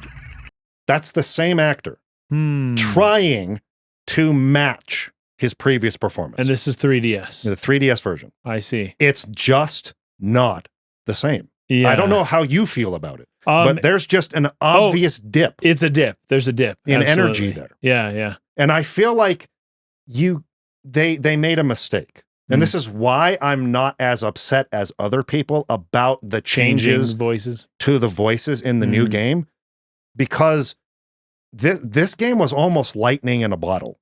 Yeah. And you can't do it. The whole implication of that is you can't do it again. Right. Yeah.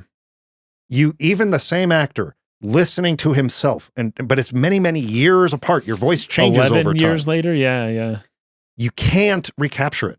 Right. You can't do exactly the same performance again. Yeah. And you're going to notice that about all the lines in 3D. I'll do my best. Andros won't have his way with me. I'll do my best. Andros won't have his way with me. Same actor. Oh, there was something really Same actor. not great at the end of that. And yeah. First of all, he does sound younger. He does. It's almost like he's to trying to do that. Maybe he was, again, to David's point, maybe he was coached to do that. Right. You're supposed to be 18 years old. Yeah. This character. So do that. Yeah. But man, do I like the other one better. Let's go back to Fox again here. I'll do my best. Andros won't have his way with me. I'll do my best. Andros won't have his way with me. It just it's flat. That's so it's way unfortunate. flat emotionally. And it sounds so much more like a know nothing teen, like who's just. But then the original didn't feel that way at all. He sounded like a professional. What's so funny is confident. That the line, the delivery isn't that different. It's not. It's only different at the general. It's maybe a pitch general up a little. Pitch is a little higher, and then there's two inflections on two words. That Andros won't have his way with me. That is, and the way he says "me" just like grates my... It takes him from being focused, professional, and confident to cringe lord teenager. But it's not even that different. That's wild. That's why That's funny. I don't think you should even try to match the exact performance. What you should be trying to do is match the spirit of it. Sure, yeah. Not where is the inflection point, but what does the line make me feel about this character? Does it make me feel like he's confident, that he knows what he's doing, that he's professional? Very nice. Or doesn't it make me feel like he's a little kid? You tried to match that inflection, but you gave me a very different feeling. That's the difference between the letter of the performance and the spirit of the performance. Interesting. And it's so funny how close those two are. Yeah. They sound so similar, yet the spirit, the energy, they're just completely different. Now I didn't include the whole scene, but a snippet from the new scene. We need your help, Star Fox. Hey there, General. You seem a little on edge. Andross's invasion has found its way to our doorstep. His forces are laying siege to Corneria as we speak. The Corneria Defense Force is spread too thin. I need your team to get down there and launch a counteroffensive. That's no small ask, General. But as it happens, my team's available to deploy immediately. For a price. So we get a little bit of that cocky. Yeah. But he certainly feels more confident here. He does feel than more he confident. does in the 3DS version. That's true. In the 3DS, he seems eager to prove himself. It's almost like an in-between. He feels younger than the 64 version, but he feels more confident in himself than the 3DS version felt. That makes sense. Yeah. Right? Sure. Does that ring true to you? Though the way I would describe the original is professional. The way I would describe the 3DS is he's trying to prove himself. And the way I describe this one is sort of like sarcastic. Yeah. Like he's responding, he's trying to be witty in his responses as opposed to professional or trying to prove something. He doesn't seem like he has anything to prove. Yeah. He's just like, look, you contacted me. I'm double good enough for what you need. I'm so good. I could do it with my eyes closed. So you got to make it interesting, right? Yeah. You got to give me some money. It's more verbose. And I would actually have way more critiques with General Pepper in that scene than Fox. Yeah. General Pepper, it feels... Again, an older character. I'm trying to remember. I think the actor who plays Pepper. Oh, no, Falco. Falco's actor, Andrew Russell, does General Pepper. Oh, and he's really? a young guy. He's a young guy? Yeah. Huh. And I feel like that's the mistake they made in the casting of this game. They casted a lot of young actors as the older seasoned characters. And it kind of comes across. Yeah. You can't fake that like seasoned voice. You go back and listen to my voice at the beginning of this channel versus where it sounds now. Almost 40 versus something like 20 something. Yeah. It's a huge difference. It's a big difference. You can't fake that. Right. I could not have sounded like I was 50 as a 20-something-year-old. Right. It would have sounded like I was trying to sound old. Right. Right? Yeah. That's a very hard thing to imitate or fake when you don't have that development of your vocal cords. Yeah. I think that's the main problem with all the voices I don't like in the remake. They just seem too younger. A young person is trying to pull off an older seasoned person. It doesn't really sound that way. It was a little bit like Breath of the Wild, the king. The voice of the king did not sound like an old guy at all. Yeah. That's funny. Anyway. This does remind me though, General Pepper, he doesn't sound nearly as urgent. This isn't an urgent call. This is just like a general debrief, right? What he's saying is urgent, but the way he's saying it is, he's got his hands behind his back and he's standing all presentation wise and listen, Star Fox, unfortunately we've been invaded by some people and we do need some help. Now, as I understand it, you are able to help. Am I correct in this? Like it feels more like that as opposed to like, we need your help, Star Fox. And if I wonder how well that would have come off, that melodrama in the switch to the age of like modern games. How well do you think the melodramatic voice acting would have worked in a modern game that looks more realistic and all that stuff? This is something that's interesting to bring up. If they were puppets, it still would work. But they're not. That's probably a good point too. Yeah. There's probably good intention behind changes like that, right? Like that super theatrical voice works for a silly puppet, not so much for what the characters end up looking like in this, which is more like anatomically accurate Like, at least animals for the heads. as much as they can, right? Now, David is bringing up the compression of the audio from the 64 game. Which is why they couldn't just it, use it again. Yeah. Oh, but that's the radio sound. You're right. Yes, that compression. That's right. But also just compression for the sake of saving space on the cards. Yeah, that's right. But he's saying that a lot of the those original files are part of a recompilation project where you can hear the voices uncompressed. Need your help, Star Fox. Andros has declared Hold on, war. pause this. This is the Nintendo 64 version, uncompressed. Did somebody AI do this? I don't think so. I think that this is part of a leak. Why did they re-record if they had high fidelity? That's what I'm confused about. I am very confused. He says you don't need to re-record. They were part of a massive Nintendo leak in 2020, and the performances are even better, even if the compression gave them a certain charm. Right. So they have, or had, I believe, according to this, access to the original uncompressed performances and chose to re-record them anyways. Okay. Which I think is crazy. Very interesting.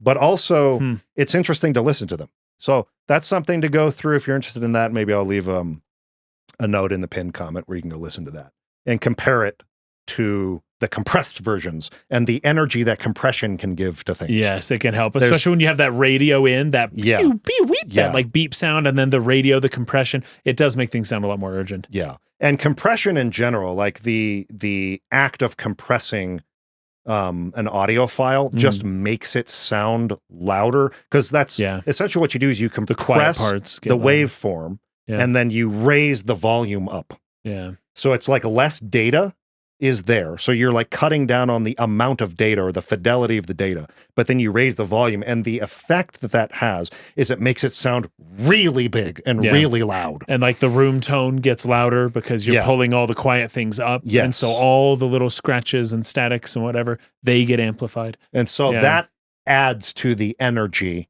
of the performances in the 64 version. So I'm glad he brought that up, because that was something I wanted to mention. Let's do some other comparisons. Check your G-diffuser system. Check your G-diffuser system. G-diffuser systems check. Sound off, team. Falco here. I'm fine. Falco here. I'm fine.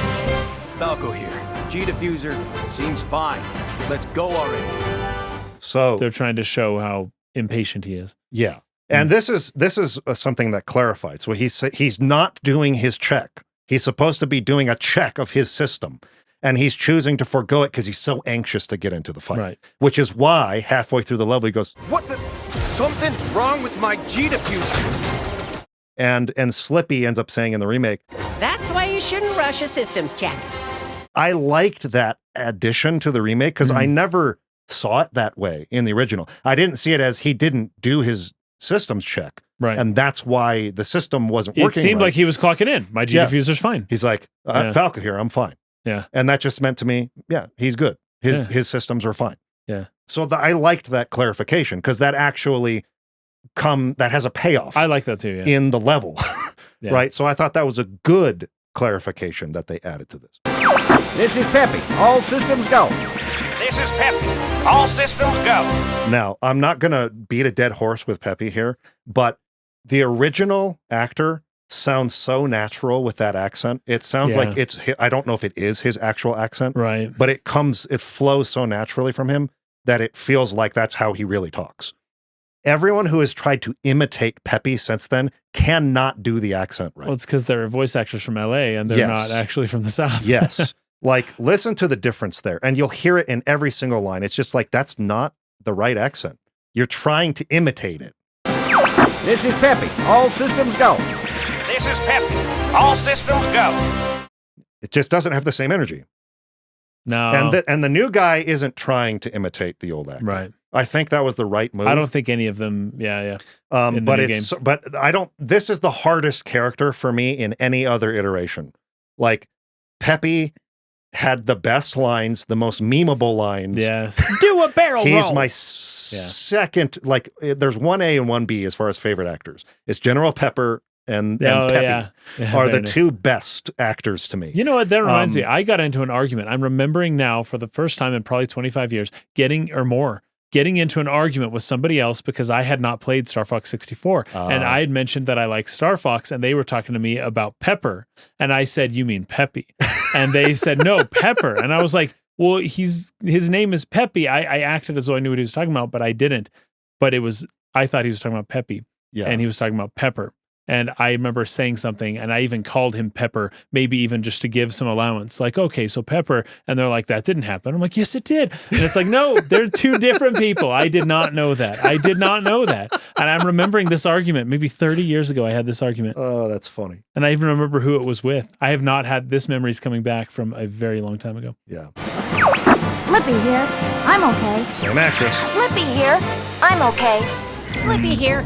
So far, so good. Different actor. This is Peppy. I feel like the new actor for Slippy does a good job. I think Slippy's actor's fine. I like the new actor. I really don't like Slippy's model character design. Oh, you don't? No. I feel but like I do like the voice. The voice actor is good. So this is interesting. We talked about the fact that these characters do not look like puppets, and that was the intention of the original game. However, their designs do mirror more closely the puppets than like Star Fox 64 or Zero or any of those iterations of those character designs. Yeah, I didn't like that either. So you're just not a fan of the toad look versus more of the frog look. It's fine when it's in the picture, although I will, looking at that, it's like, yeah, I'm... Falco's the same way. Slippy was always my least favorite. Falco was cool. Peppy was cool. Falco's design here looks like the remake version of him, like, I don't know, anatomically, whatever facial structure looks more like the puppet. Physiologically. But they don't look like puppets. I see, These characters don't look like puppets. You're right that design isn't that off for Slippy. I just I never liked Slippy at all, actually. I remember even when we would play with friends and we'd pretend to be the other pilots, it's like no one wants to be Slippy. I'm sorry. Because Slippy's not a good pilot. No, Slippy's the worst. He's the weakest. And in this game, they made off like, oh, Slippy is the mechanic. He's the mechanic guy. The fixer-upper kind of guy. That was the other thing they clarified right at the beginning here, which I think they changed the lines again in the remake. You'll see it. Okay. That clarifies something. Yeah. Actually, at a couple different points. Let's continue. I see him up ahead. Let's rock and roll. Energy of that. Boom, boom, boom. I see him up ahead. Let's rock and roll. Enemy targets up ahead. Let's rock and roll. I do like the modern one. I actually like the modern one. I like that a lot. Yeah. That had a lot of energy to it. Let's rock and roll. This is where, to me, it's hitting the spirit of the line. I see. Yeah. Even if the line's not exactly the same in tone. Yeah. Or the words are different. Yeah. But it's the same feel. But it's the same feel when those engines kick in and they burst forward. You feel pretty excited. That's pretty cool. Let's rock and roll. That's freaking sick. I loved it. Slippy, get back here. Slippy, get back here. Slippy, stay in formation. Okay. Very different energy. Now, again, I think the line, listen to the music behind it. Listen to how those high strings, there's tension in the strings. And listen to Peppy's urgency in the line. Slippy, get back here! It's really intense. Slippy, get back here! Slippy, get back here! Slippy, stay in formation. This sounds more like an old man, like, it's a little more technical. Slippy, stay in formation. It's less like you're gonna die, and it's more like, you ruined my plan. Yeah. Like, what are you doing? You're not supposed to do that. And this, I guess, would be part of Peppy's teamwork. We need to do more teamwork. But his line has changed. Not get back here. It's stay in formation. Now listen to the response from Slippy in response to that. Whoa! Help! Thanks, Fox. I thought they had me.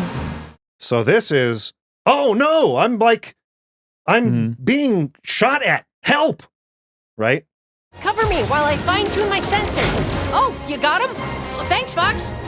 He wasn't even aware that he was being shot at because he's dinking around with his systems. You can kind of see that with the systems check too. He's a techie where he's guy. looking around and he's just like excited about he's the instruments. excited about how the tech works. Yeah. And it's in action, and he's monitoring the tech. That's pretty instead funny. of focusing on flying the mission. They did do that. Yeah, that makes sense. I was going to say, I actually like this better than the Star Fox 64 line. I do too. Yeah. This is another area in which they've clarified something. They've added a nuance to that character in a way to where I actually like the change. Again, what's the purpose of it? It doesn't have the same energy, but it does make more sense. Now, this is the difference between the dialogue being written to give you an effect versus it being written in a way to help you understand the character. Okay. And this is where it's crossing that line into the non-George Lucas philosophy, but I'm okay with it in this instance. Me too. But it's certainly not having the same effect. We're entering Corneria City now. This is horrible. We're entering Corneria City now. This is horrible. I hate that delivery from Falco in the 3DS version. It's not this good. is a really important line for Falco to me because it shows from the very beginning, he'll have all these cocky lines and acting like he doesn't care and he's above everyone. But here he's taking note of this is bad. Yeah. Like, wow, even Falco is affected by seeing the damage to the city. This is horrible versus whatever the intonation was in the 3DS version. This is horrible. This is horrible. It's so flat. It's like Jerry so Seinfeld. Flat. What's the deal with this city? It's horrible. it feels like he's almost talking about something else, not really what we're seeing. Yeah. But this is horrible, as in like, anyways. Now they completely what a mess. changed this. Completely changed this in the remake. We're entering Corneria City now. Andros sure has trashed the place. That's not someone who cares. Who's actually deeply affected about the damage, the harm that's been caused to people here. Right? Yeah. Wow, that Andros sure trashed the place. It's almost very a joke. detached. Yeah, detached is a good word. Yeah. It's detached from the impact that has on people. I really didn't like that change. I think that's betraying both the spirit and the literal sort of like surface or like the letter. It's doing both things. Everybody stay alert. Everybody stay alert.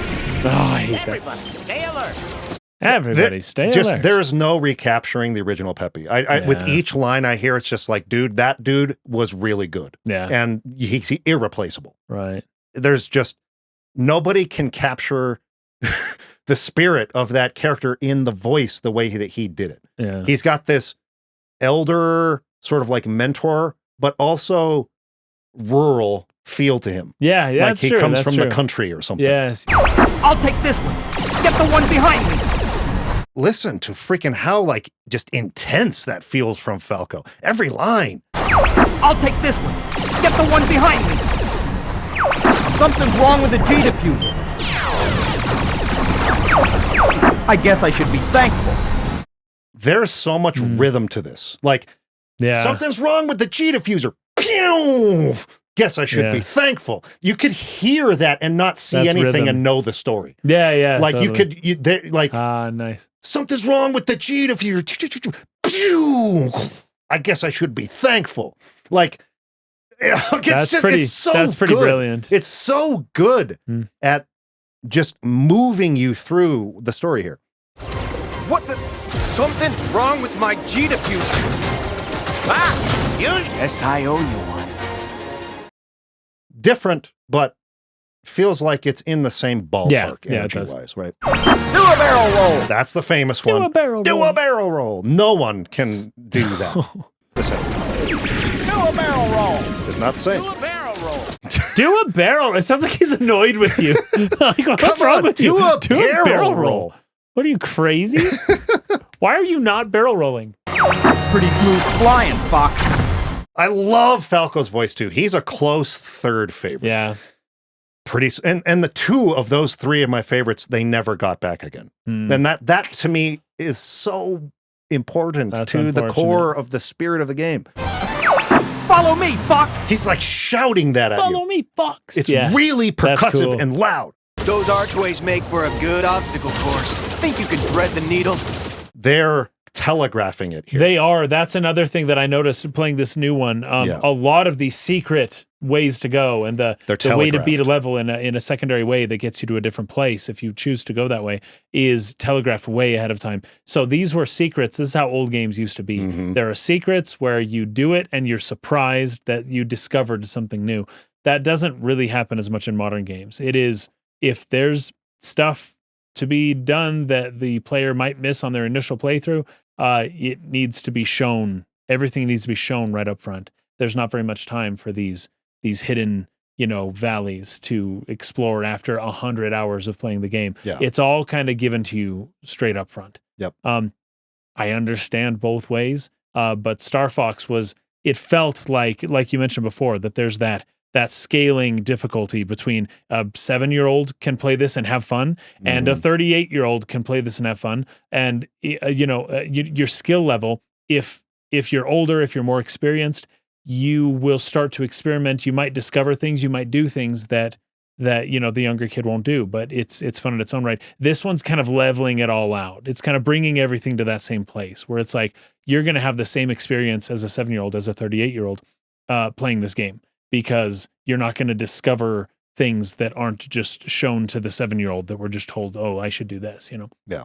Anyways, that's just a difference in general games. It's not like this one should be singled out for that. Yeah. That's how all games are going. They try to cast a wider net. They try to not make it like too hard for you to, especially with like trophies and achievements now. Right. Where they want people to be able to collect everything. They let you know right up front, here's what you need to do to get all the achievements. Yeah. And I'm not a big fan of that either. Yeah, me too. So they telegraph that here big time. Hate it. That was the easy part, Fox.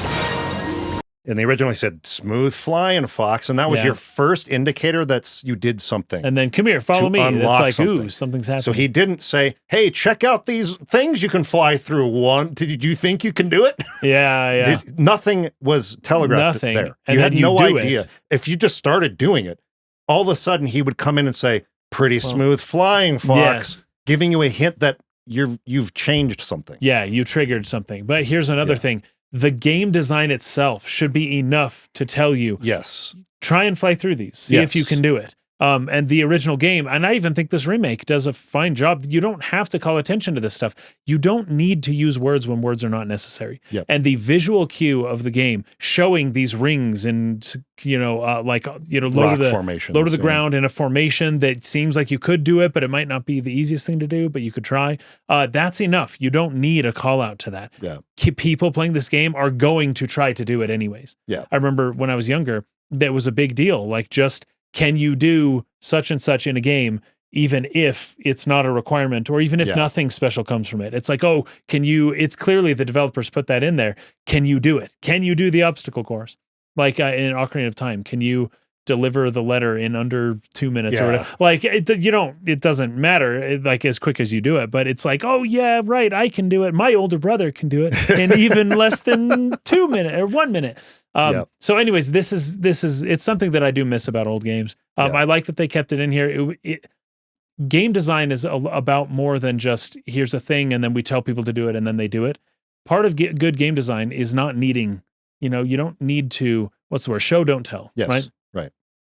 Games are a visual medium. If you show it, that's sufficient. If you show and tell, sometimes maybe you're just doing a little too much. Yep, I totally agree.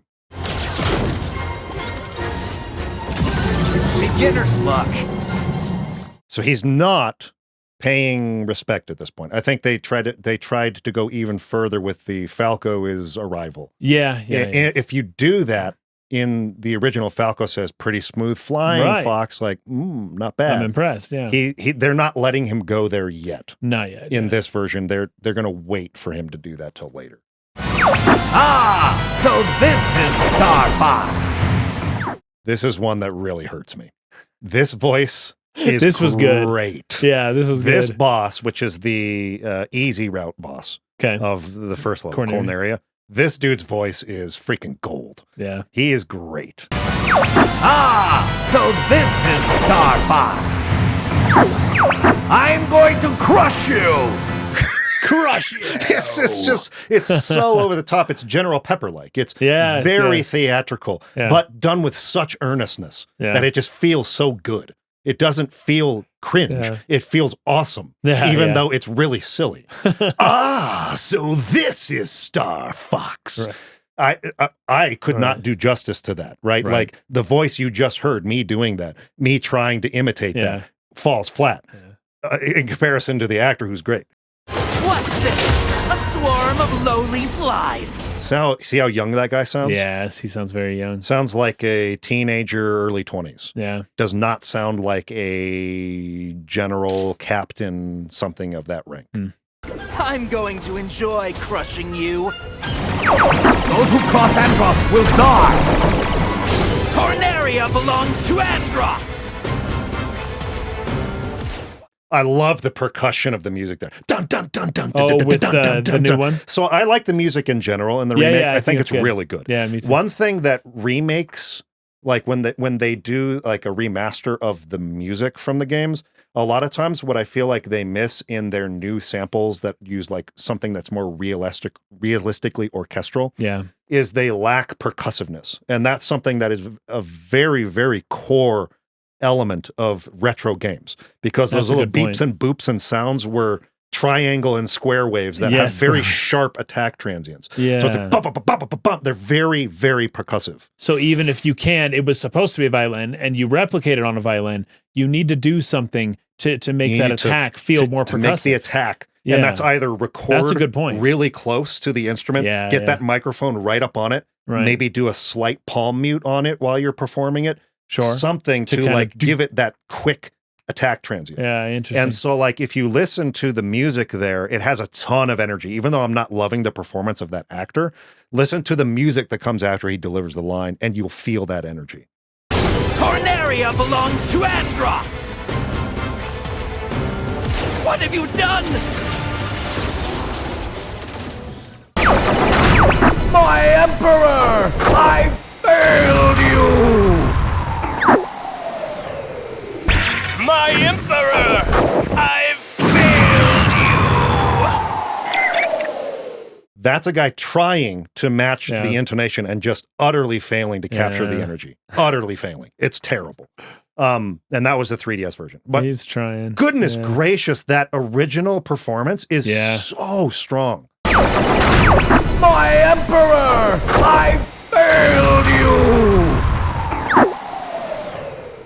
The way he says, I failed you! That's pretty good. It's awesome, dude. That's really good. It's awesome. My Emperor! I failed you! It's like a question mark? Dude, I failed you? It's so weak, man. It's so weak. Oh, man. I will say that I think where the remake fails the most is in boss voices. That's what it gets the most wrong. And so everybody those are the ones where I think you have the most permission to be melodramatic. Yeah, go even in a realistic in kind of game. Yeah. Where it's like, oh, but he's a psychotic, crazy person. You know, it's hard to pull that off with Pepper and Fox and Peppy and Falco. But you can do the enemies that way. They're just psychotic villains. Yeah. It's like they still were afraid to really go that far with them. And it's young guys trying to do it. And I just don't think they have the vocal range to match the energy. I see. Of what that was. So I would say my biggest critique of Star Fox 2026 is boss voices. Okay. I think they totally failed to match both the letter or like the tonal performance and the spirit of the lines both. It falls into like just a really weak bottom left quadrant for boss voices. Not for like my whole judgment of the game, but for the boss voices. Okay. That's the one thing that I would say I really didn't like about the game. There's a couple lines here or there from the heroes that like, I don't like that as much. Right. Yeah. But like, you know, I understand maybe the reason, or like I can give this a pass. Right. I cannot give a pass to those villains the way they sound. That to me is just a failure on the part of the remake. But it does most other things I think pretty well. But like, here's another thing that was clarified in the remake version. So this is the beginning of the Medio level, and Slippy says, Things are starting to heat up. Quit dinking around, Flip. We're heading into the asteroid. I love that line from Peppy. Quit thinking around, Slip. Yeah. It's another one of those memeable lines. It's really funny. It's so genuine coming from that actor. It's a line that would be hard to deliver for anyone other than someone who can sound like that's natural coming out of your voice. But what Slippy says is so vague and generic. Things are starting to heat up. Right. And the response to that is quit thinking around, Slip. Right. That kind of those two and two don't make add up. sense. Yeah. Yeah. So they clarify that, but the energy is different. So who knows what we'll find out here? Don't lose your focus, Slippy. Keep it tight. We're entering the asteroid field. See? Yeah. Slippy is thinking about something outside the scope of the mission. So this is funny because Falco is always criticizing Slippy, like one of us isn't as good a pilot, as the others. Peppy's always trying to correct him. But this remake explains why, whereas the original game didn't tell us why. Yes. Just that this is happening. Falco's annoyed, and Peppy is constantly correcting. But in the remake, it's like, well, the reason is Slippy's in weird la la land with he's sciencey not tech focused. stuff. He's not focused on focus. the piloting and the mission. He's focused on the tech. He's Right. focused on, oh, this would be really cool. So in this level, he detects this weird energy that leads to the alternate route, which is the wormhole. He points that out. Oh, right. That's right. So his line here is a setup to that. I wonder what we'll find out here. Right. Like and then, what kind of there's an energy what signature. kind of like phenomena or anomaly we might find out here. He's thinking like scientific exploration. Right. And Peppy's like, stay focused on the mission here. Right. We're going into an asteroid field. If you're not paying attention, this time you're going to freaking crash into an asteroid. That's funny. That makes way more sense than things are starting to heat up. Yeah. Quit thinking around, Slip. It kind of makes me wonder about the original Japanese lines. Yeah, I'd have no idea. I don't either, but I do know that this new remake, the dubbing or the lip flaps are made to the English because the studio that made the remake is from New York. But the game is made for English voices first, and no one else. It's all dubbed from there. Yeah. The animations don't change. So, and that's a difference. Well, I would say a difference. It was just puppets moving their mouths before. So I don't know. I cannot allow you to go any further.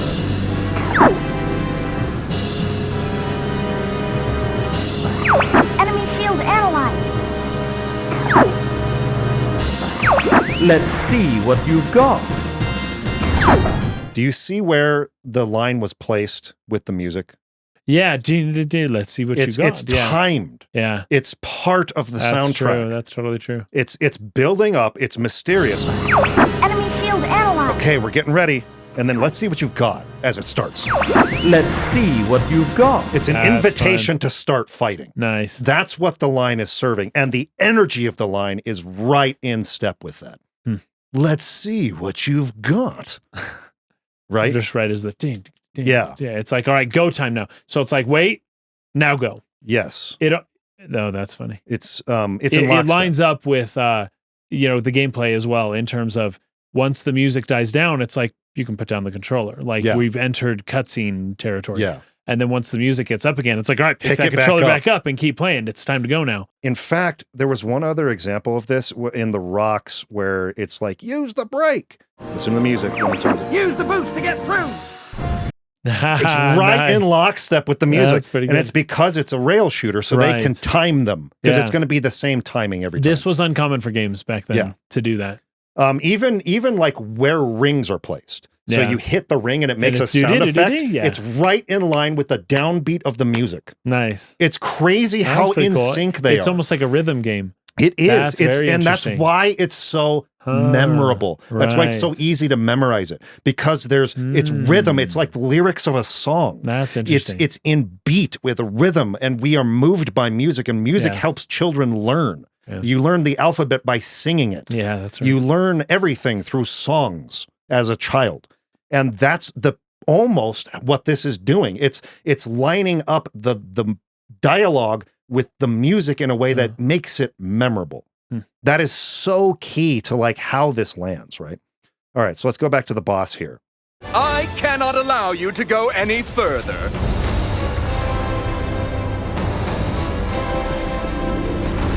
Enemy shield analyzed. Let's see what you're made of. That is so weak. Yeah, that's pretty weak. I'm no match for you. I admit defeat. That is a sarcastic delivery. I'm no match for you. Yes. Right? Yeah. Are you gonna listen to that monkey? You're not as stupid as you look! And it's timed. That's really good. It's so timed with the music. But I love the nuance of his laugh. It says ha ha. That's what the written line says on the screen. But listen to how he delivers that laugh.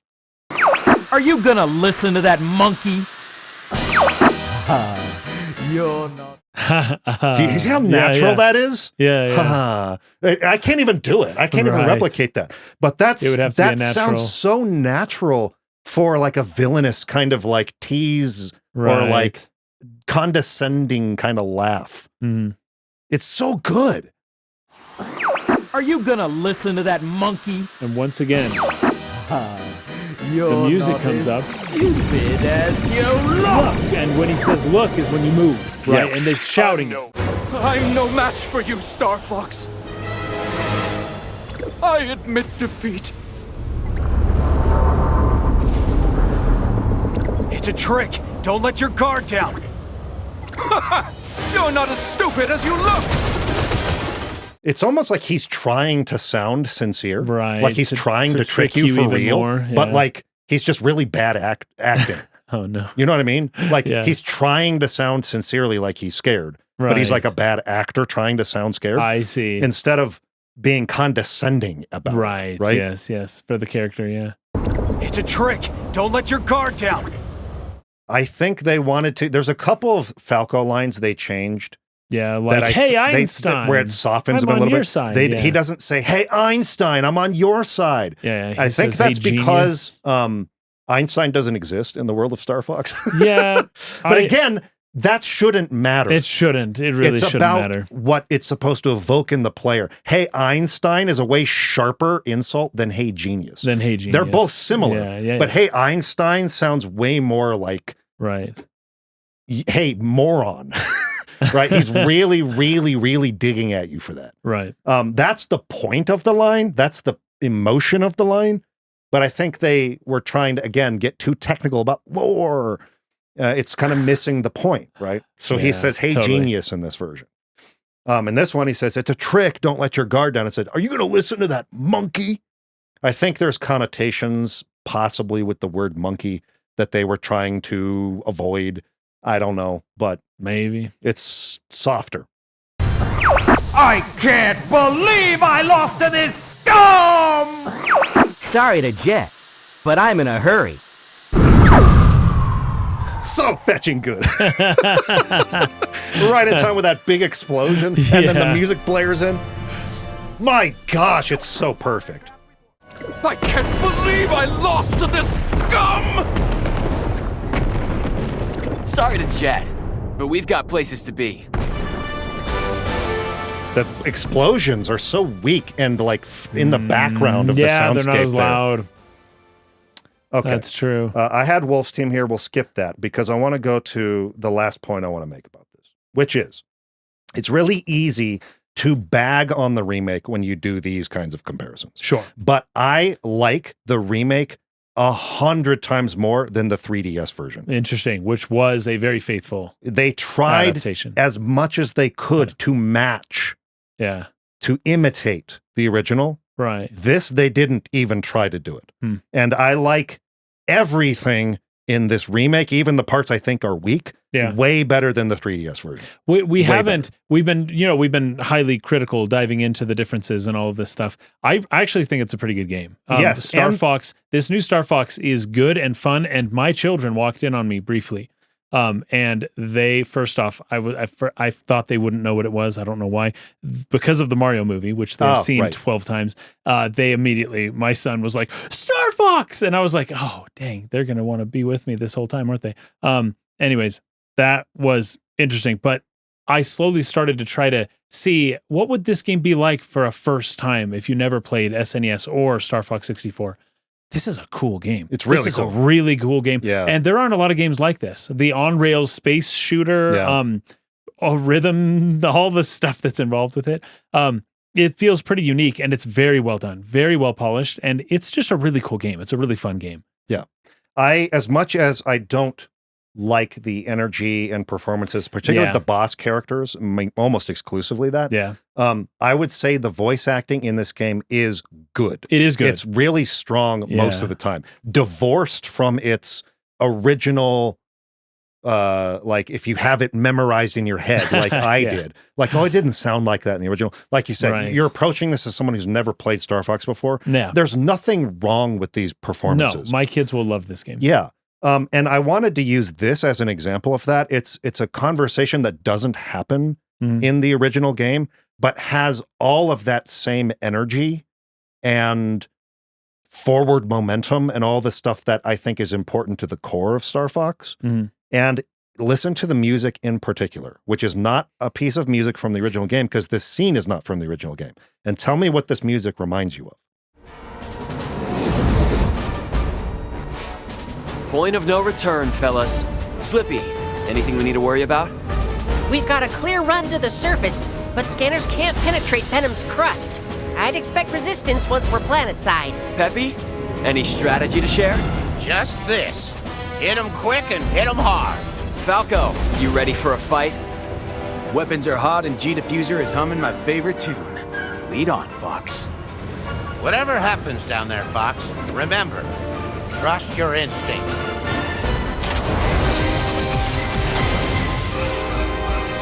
Hear the music there? That was very John Williams. It's very Star Wars. Yeah. In fact, there's a scene, I wish I had it. There's a scene at the very beginning when we're looking at Corneria. When you select the game, you hit start, you're ready to go, everything kind of fades, the music fades, and you get straight up from Star Wars looking down at Tatooine at the very beginning of the first movie. And then the ships fly over, and it's like Star Wars.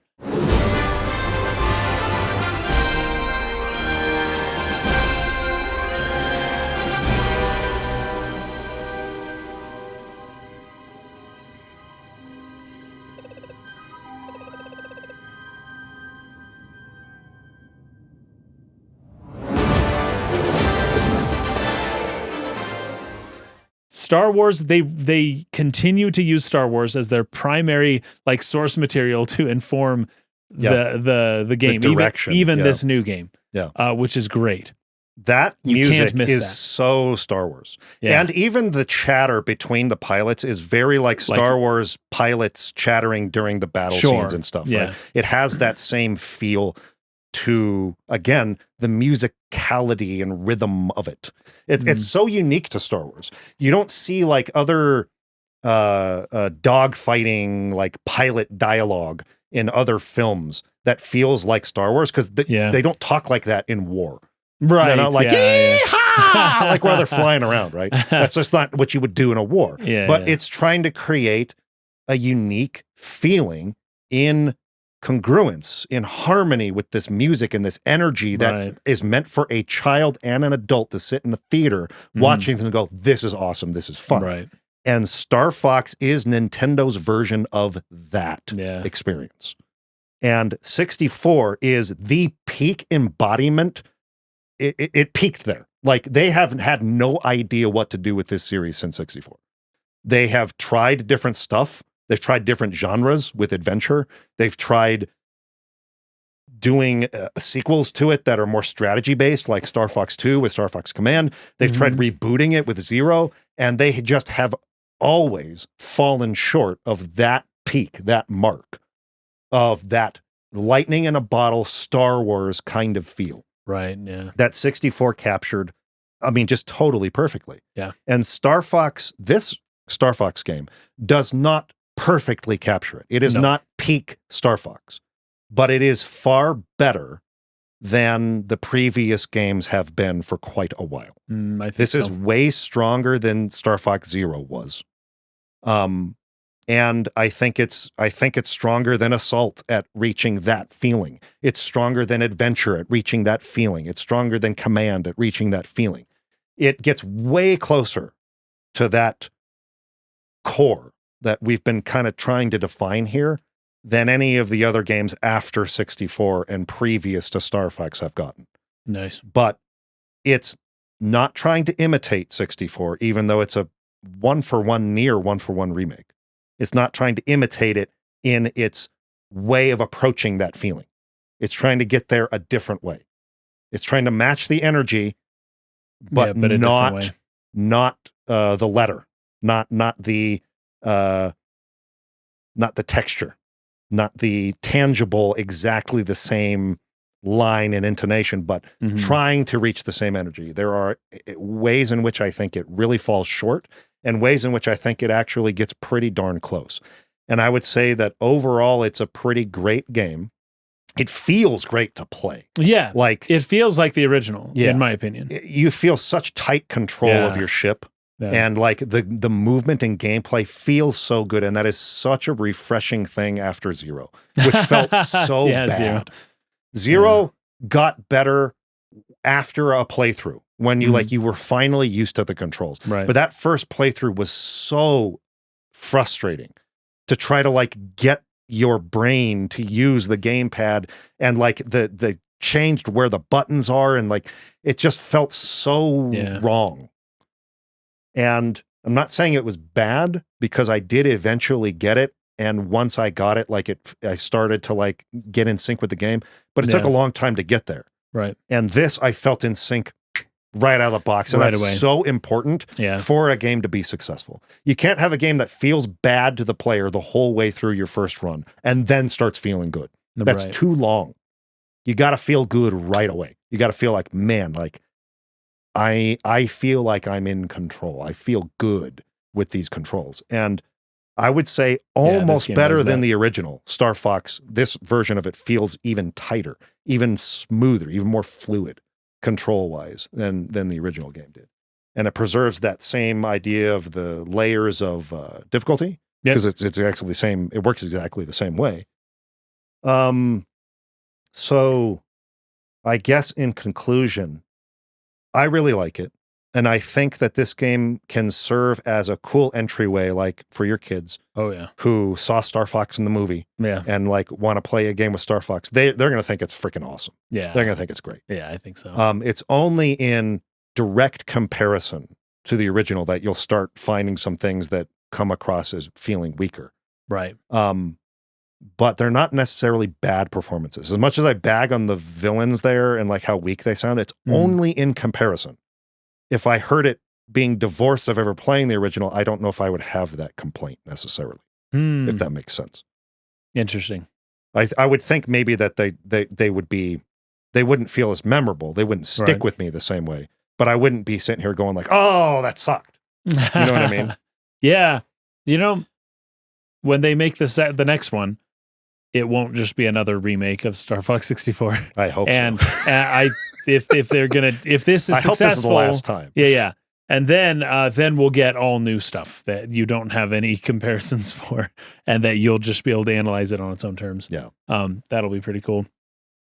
I had a ton of notes on the studio that made this. Oh yeah. It's good to mention, because this wasn't made by Nintendo. This was not, which I was shocked at, because at first I remember when E3 happened and we saw the Ocarina of Time, and I was like, Nintendo doesn't do this. I remember saying that specifically in our kind of analysis. And then I saw Star Fox, and I was like, oh, maybe Nintendo is going to start doing this type of, cinematic. They tend not to care that much about this, the hair sims and the technical realism of everything, and, the super cinematic, presentation. But Star Fox, as it turns out, was made by a third party studio. They're called. I wouldn't be surprised if Ocarina of Time is also. I think so. That's what I predicted in our analysis. We'll see soon. We'll see. But so Velen Studios made this game, and they used an in-house engine. This is not this. The engine was built as a proprietary build for Villain Studios. So they didn't just use Unreal Engine or Unity or one of the ones that are out nowadays that you can just kind of plug a game into. We would have been able to tell if they did. I think it's really telling that they didn't. And I almost wonder if Nintendo maybe required that. It was like, you have to use, this has to seem, you don't just use Unreal and make everything in Unreal. Because most companies just do that. So they use this in their own engine called the Viper engine. And this is the company that made Knockout City, and they did a Mario Kart game for the Switch, which I can't remember what it's called, like World Tour or something like that. But here's the thing. Two brothers started this company, and this company initially, like 30 years ago, was called Vicarious Visions, 25-ish years ago. They did a ton of Game Boy Advance and like Game Boy Color versions of games. They did a lot of adaptations and remasters and that kind of stuff. They didn't ever really get to do much on their own, but in 2005 they were purchased by Activision. Yeah. And this is a creative company. These are creative people, and Activision wanted them to make to help with Call of Duty. And they would constantly pitch new ideas and would often get shut down. They also made Skylanders. So they were able to do some pretty cool stuff. They also did like all the Guitar Hero games and all of that stuff. They had a really close relationship with Nintendo. But they had pitched 2 Call of Duty games. One of them was based in ancient Rome. Whoa. The other one was Call of Duty Tactics. Whoa. Both of those, like, just think about that. That's the company we're dealing with. That's crazy. Both of them turned down or canceled after very brief pre-production by Activision. Activision didn't want that. But this is the kind of company that is trying to be creative, trying to do things in the confines of a large studio that doesn't really care about, doing new things. And so finally, they started production with Nintendo on a Donkey Kong game in 2015, actually. They got 6 months into it, and Nintendo seemed to like it. And they were making, it was going to be a Donkey Kong Vines, and it was basically, it was a crazy kind of concept for the game. It was not going to be like a normal Donkey Kong game, but they had Nintendo's blessing. It was going to be published by Nintendo. Activision basically canceled the project. I don't know. It's weird to think that a company would cancel a flagship game for Nintendo that would guaranteed sell a lot. But this was before the Switch's launch. They were one of the first people to get a Switch development kit. And I think probably because of the Wii U, Activision didn't know if the Switch was going to do well. And so they just said, we're not wasting anything on that. We're bringing everything into our core franchises. You're now working on online functionality for Destiny 2 and Call of Duty. And basically that day, the 2 founders of the company left. They just said, you know what? We got our money from selling the company we built to Activision. We're going to leave and build a new company. And this time, we're not going to sell it to Activision. So it's funny that in the time of Clair Obscur and, the time of people who are sick of working under the large bureaucracy of 20,000 employee studios, and finally deciding to go off and make their own, start their own studio that is a lot smaller. That I kind of like this. Like, I want this game to succeed. I want this studio to succeed. They do some really cool stuff. They have been.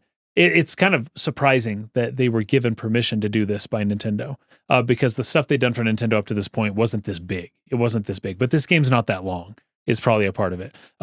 But given their history, given where they're at, given, just having played the game and, played the original as well, I think they did a good job with this remake. And I hope that Nintendo gives them more opportunities in the future to keep doing bigger stuff like this. They clearly wanted to.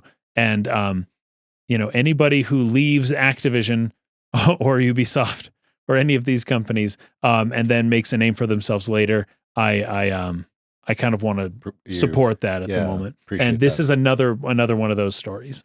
There was so much more that I wanted to talk about. And so I'm going to just blaze through it. But one thing I want to clarify here, because there's a little bit of a debate going back and forth in the chat. And I'm not going to get into what they're debating about. But what I want to respond to is it might have come across like our critiques were showing that this remake has somehow it's like devoid of the passion of the original, or I don't feel that way. I want to clarify that is not, if that's how it came across, that's how like what I said came across, that's not how I feel about this remake. I think it's a really good remake.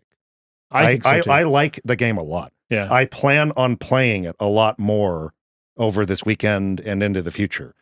I do not feel that way about the 3DS remake.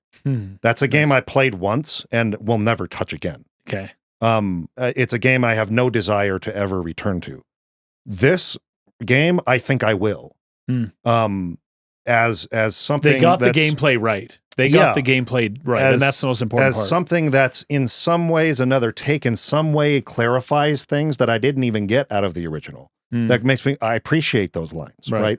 And in some ways there are things I like better. And so it's one of those things that will run parallel. It will never, to me, replace the original, and I will always go back to the original for the things I love about that, which is a lot in the voice performances.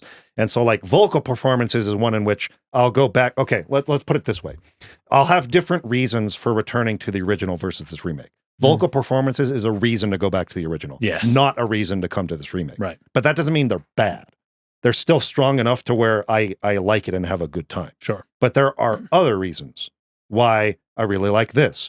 I think visually they do some really cool things with the levels in terms of like space and like the nebulas, and it's just very cool visually. Yeah. That like the wormhole, like that was cool. A really impressive visual sequence. Yeah. I think the music is really, really good in this remake. So there will be times where I'll want to listen to that sort of like orchestral version. So that's not the impression I was trying to give in giving my critiques, as much as just pointing out what the differences are and obviously having a preference. But I wasn't trying to get across the idea that this game was made without passion or that it's just a cash grab or something like that. I think it's very clear in playing it that there was a lot of attention given to the finer details. You don't get something that feels this tight without that. Right. Anyone who works obsessively on something and gets into the real details and tries to make something really perfect and fine-tune it, you can feel the difference between someone who did that and somebody who did the bare minimum or something like that. They just did a job just because. Right. And this game does not have the feel of something that was done at the bare minimum. Right. It feels like someone who really worked hard and was very intentional with certain details, but probably just made different choices for specific reasons. And I actually like that they didn't try to imitate the voices of 64. That's been tried and it wasn't good. And they just said, let's not bother with that. Let's not even get the same actors again. Right. This is a new timeline, a new branch, a new reboot, even though it's a remake, of this franchise that has been failing since 1997 and has just never reached that peak. Let's try to make it for a new generation. And I think that it succeeds in that. If that's the goal, I think it did a good job. Yeah, I think so. Right? Then based on the spectrum laid out in the beginning, where would it lay? The great way of getting us to the end here. Let's bring it back. Just one more thing I wanted to do before that, which is I wanted to listen to some of the music. Oh, good. Of the original, to talk about vibe, to talk about the spirit of the thing. And it's really only one song I'm going to play, but there's two, I guess it's two, but two back to back that's going to bring in this idea of contrast. Okay. So you have very nice high string, big drum, mysterious. You're going to get some little chimes very in there. Mysterious, yeah. And then here it comes, General Pepper. Message from General Pepper. You get your main thing, right? This just reminds me of Smash Brothers. Yeah, it's probably the same sound fonts. Yeah, probably. But you can already feel the dynamism in the music between those two very different fields. Yeah. And Star Fox's music is really good with that. So you get this marching snare. Main theme is very upbeat, very heroic. And then we go to the title screen. Big. Yeah. Big. Whoa! And then it's going to come down. Very Star Wars. So Star Wars. And this is the song I was referring to when it shows Corneria. Yeah. And then that plays, and then the ships fly in. And you get this really weird stuff here when you can move the 64 around the screen. Kind of like Mario, where you can grab his face and stuff in Mario 64. You can move the 64 around, and the characters will follow it. Like, look at it. They're like watching you. There's like lighting. And it's just like, what is this? It's so interesting as a choice for music for the title screen on the back of that really big heroic crescendo. But then we get this in the menus. Yeah, I like this. This is so quintessential 64 like Nintendo games. They all had this like pensive piece in their like the mixed menu, it's like the underwater theme in Mario 64 or something. Oh yes, very like much you get so. these very slow, almost soothing pensive pieces. So this game really moved in between different moods where it's very cartoony and very bombastic and big and high energy at certain points, but it's not totally silly. Like you really are meant to think about something when Fox reunites with his father again, or like when you save the galaxy. There's another level to like the feelings that you get from this. It's not one note. Despite the fact that most people might remember it that way, as the memeable, silly, fun, energetic thing, it's not always that way. It has this range to it as well. And I'll let you guys go listen to the Remakes version of them, which does a very good job for the most part, particularly in the percussiveness of it and the energy. But it's really hard to recreate that feeling with anything other than old game sound fonts. Without it sounding like old game. And if you're making something that's a modern game, it's kind of hard to recreate that feeling. Final Fantasy VII has a lot of music that's similar in that you only create the feeling with those sort of like compressed, you kind of have weird, old gamey sounding instruments. That like a realistic orchestra can't really capture. And so anyway, I love this. I love this track. It's like one of my favorites on the whole soundtrack, and it's great. Okay, now we get to the thing. Where would you plot the remake in this Matrix based on our conversation that we've had? So so it's more, I would put it in the top right quadrant for sure. Now, where exactly I would put it, I don't know. You're right, the spirit of it is lost and some of the technicality is lost. But at the same time, they've added new things that are still in line with Star Wars and other things that I love. And so I would probably put it around there. I don't know. I'd need like a dart and a blindfold. Yeah. Let's see if I were to walk up there and like put the point where I think it would be, if we would agree on that. I think it should go. We both do one and then we average the position. Like right there. Ah, very good. Okay. I was going to put it a little up and to the right from where that is. A little up to the right from there, so a little more. But very similar, like around. Okay, yeah. So I think in that neighborhood. we're pretty close. That's not so. Yeah. You're going to see this on the screen. It's going to fly in right about there. I think it's above the x-axis in terms of its high spiritual thematic fidelity. So like it crosses the bar of like what would be middle or like 50% or like average or something. Yes, it gets over that. It gets above that bar in terms of its spiritual fidelity. But I wouldn't say within the upper two quadrants that it's really all that close to the top of the line. Not quite.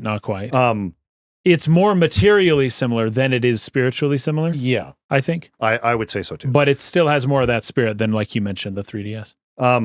I also think it crosses the line on the x-axis, or sorry, the y-axis. It crosses. So it's above X and to the right of Y. Yes, on the surface or textual fidelity, but again, not very far. So I think it gets plotted like if you're right in the center, like right where the vertices cross each other, you just kind of like inch your way up to the right, the upper right a little bit from there. And you went a little higher than I did. Yeah. But if we average in between those two, it's right about, you're seeing this visually there. And that makes sense. It is certainly a reverent restoration. I don't feel like they didn't pay it reverence to the original. And it does feel like a restoration as opposed to something completely new. Yeah. Great One's opinion is that this remake falls under cosmetic corpse. I don't believe so. I think the 3DS game does. If I were to plot the 3DS game, the 3DS game would be right there. So it gets a lot of the surface and textual fidelity, right? Yeah. So it's very high there, but it's very low in spirit. And I would say that this remake is way higher in spirit than Much the 3DS, higher, yeah. even though it's much less surface or textually similar. So yeah, it's like it's just above center in the right quadrant. And I would put the 3DS game way to the right, but well below the x-axis. Very nice. All right. That's it. That's it for our very first video in this series of remakes versus original. I know that we said we were going to do Resident Evil first. People voted on that. This game's a lot shorter than Resident Evil. Resident Evil's short. Resident Evil's short. This game's way shorter. And it just came out, so we wanted to. It just came out, and I could play it. I could beat both of them in a day. Let's say that. I could actually all three of them. I could play the 64 version and do a play every level, do all three paths. All three paths. Then do all of the 3DS paths and all of the Remakes paths in one day. That's interesting. It was for that reason that I decided to jump on this, because I knew I could do it quick. So yeah, we will do Resident Evil next time. And I have already played the PlayStation version, both the Jill and the why am I forgetting his name? Not Leon, but the other guy. No, Rod, or how am I forgetting his freaking name? What's the Chris? The Chris guy's Redfield. not Leon. Yeah, Redfield. That's what I was thinking. Yeah. Both the run for Jill and Chris I've completed on the original game.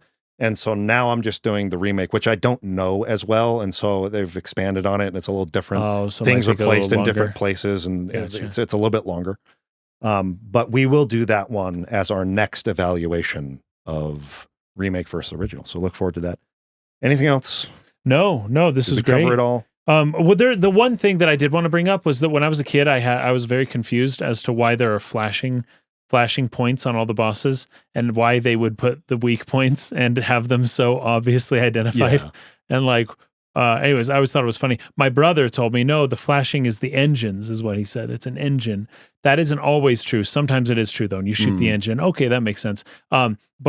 And I believe this was an addition from Star Fox 64, not from this new remake.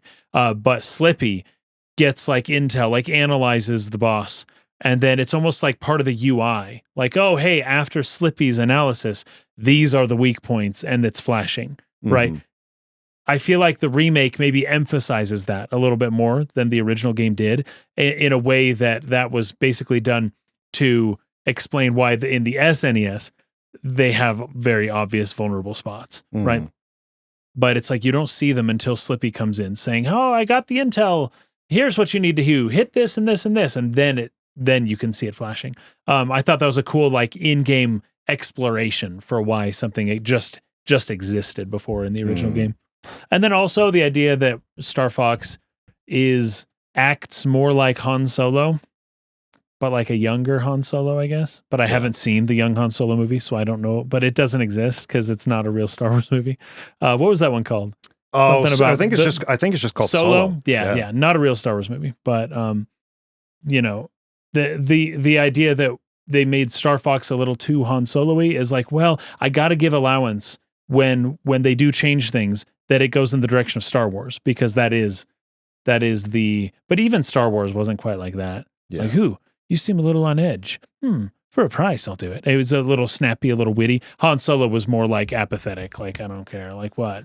Tell me your problems, instead of being all like witty and kind of half smiling as you're talking, I don't know. But anyway, so when they did change things, it was in the direction of Star Wars. That's why I maybe ranked it a little bit higher in spirit than you did. And that's probably the last thing I want to say. Oh, other than there was a definite Cowboy Bebop feel when you were back at base and everyone's just kind of sitting and relaxing, waiting for the next thing to come. And Falco's complaining, oh, nothing's right here. And Pepe's like, we are the team, like he always says. Okay, I think that's about as much as Kason can tolerate me talking about Star Fox. He's got to get back to his family. Yep. We've been talking for 3 hours. It's a long one. I really enjoy this format. I hope the audience does too. They told us in the past, I've seen many comments say, I could listen to you guys talk about golf and I would tune in. That's going to be put to the test today. Can you listen to us talk about Star Fox for 3 hours? How many of you got to the ending here? Can you listen to us talk about Star Fox for 3 hours? I have a feeling that the views will tank hard on this. You can prove me wrong. Thanks for watching, fellas, and listening. If you're audio, appreciate it, and we'll see you next week. See you guys.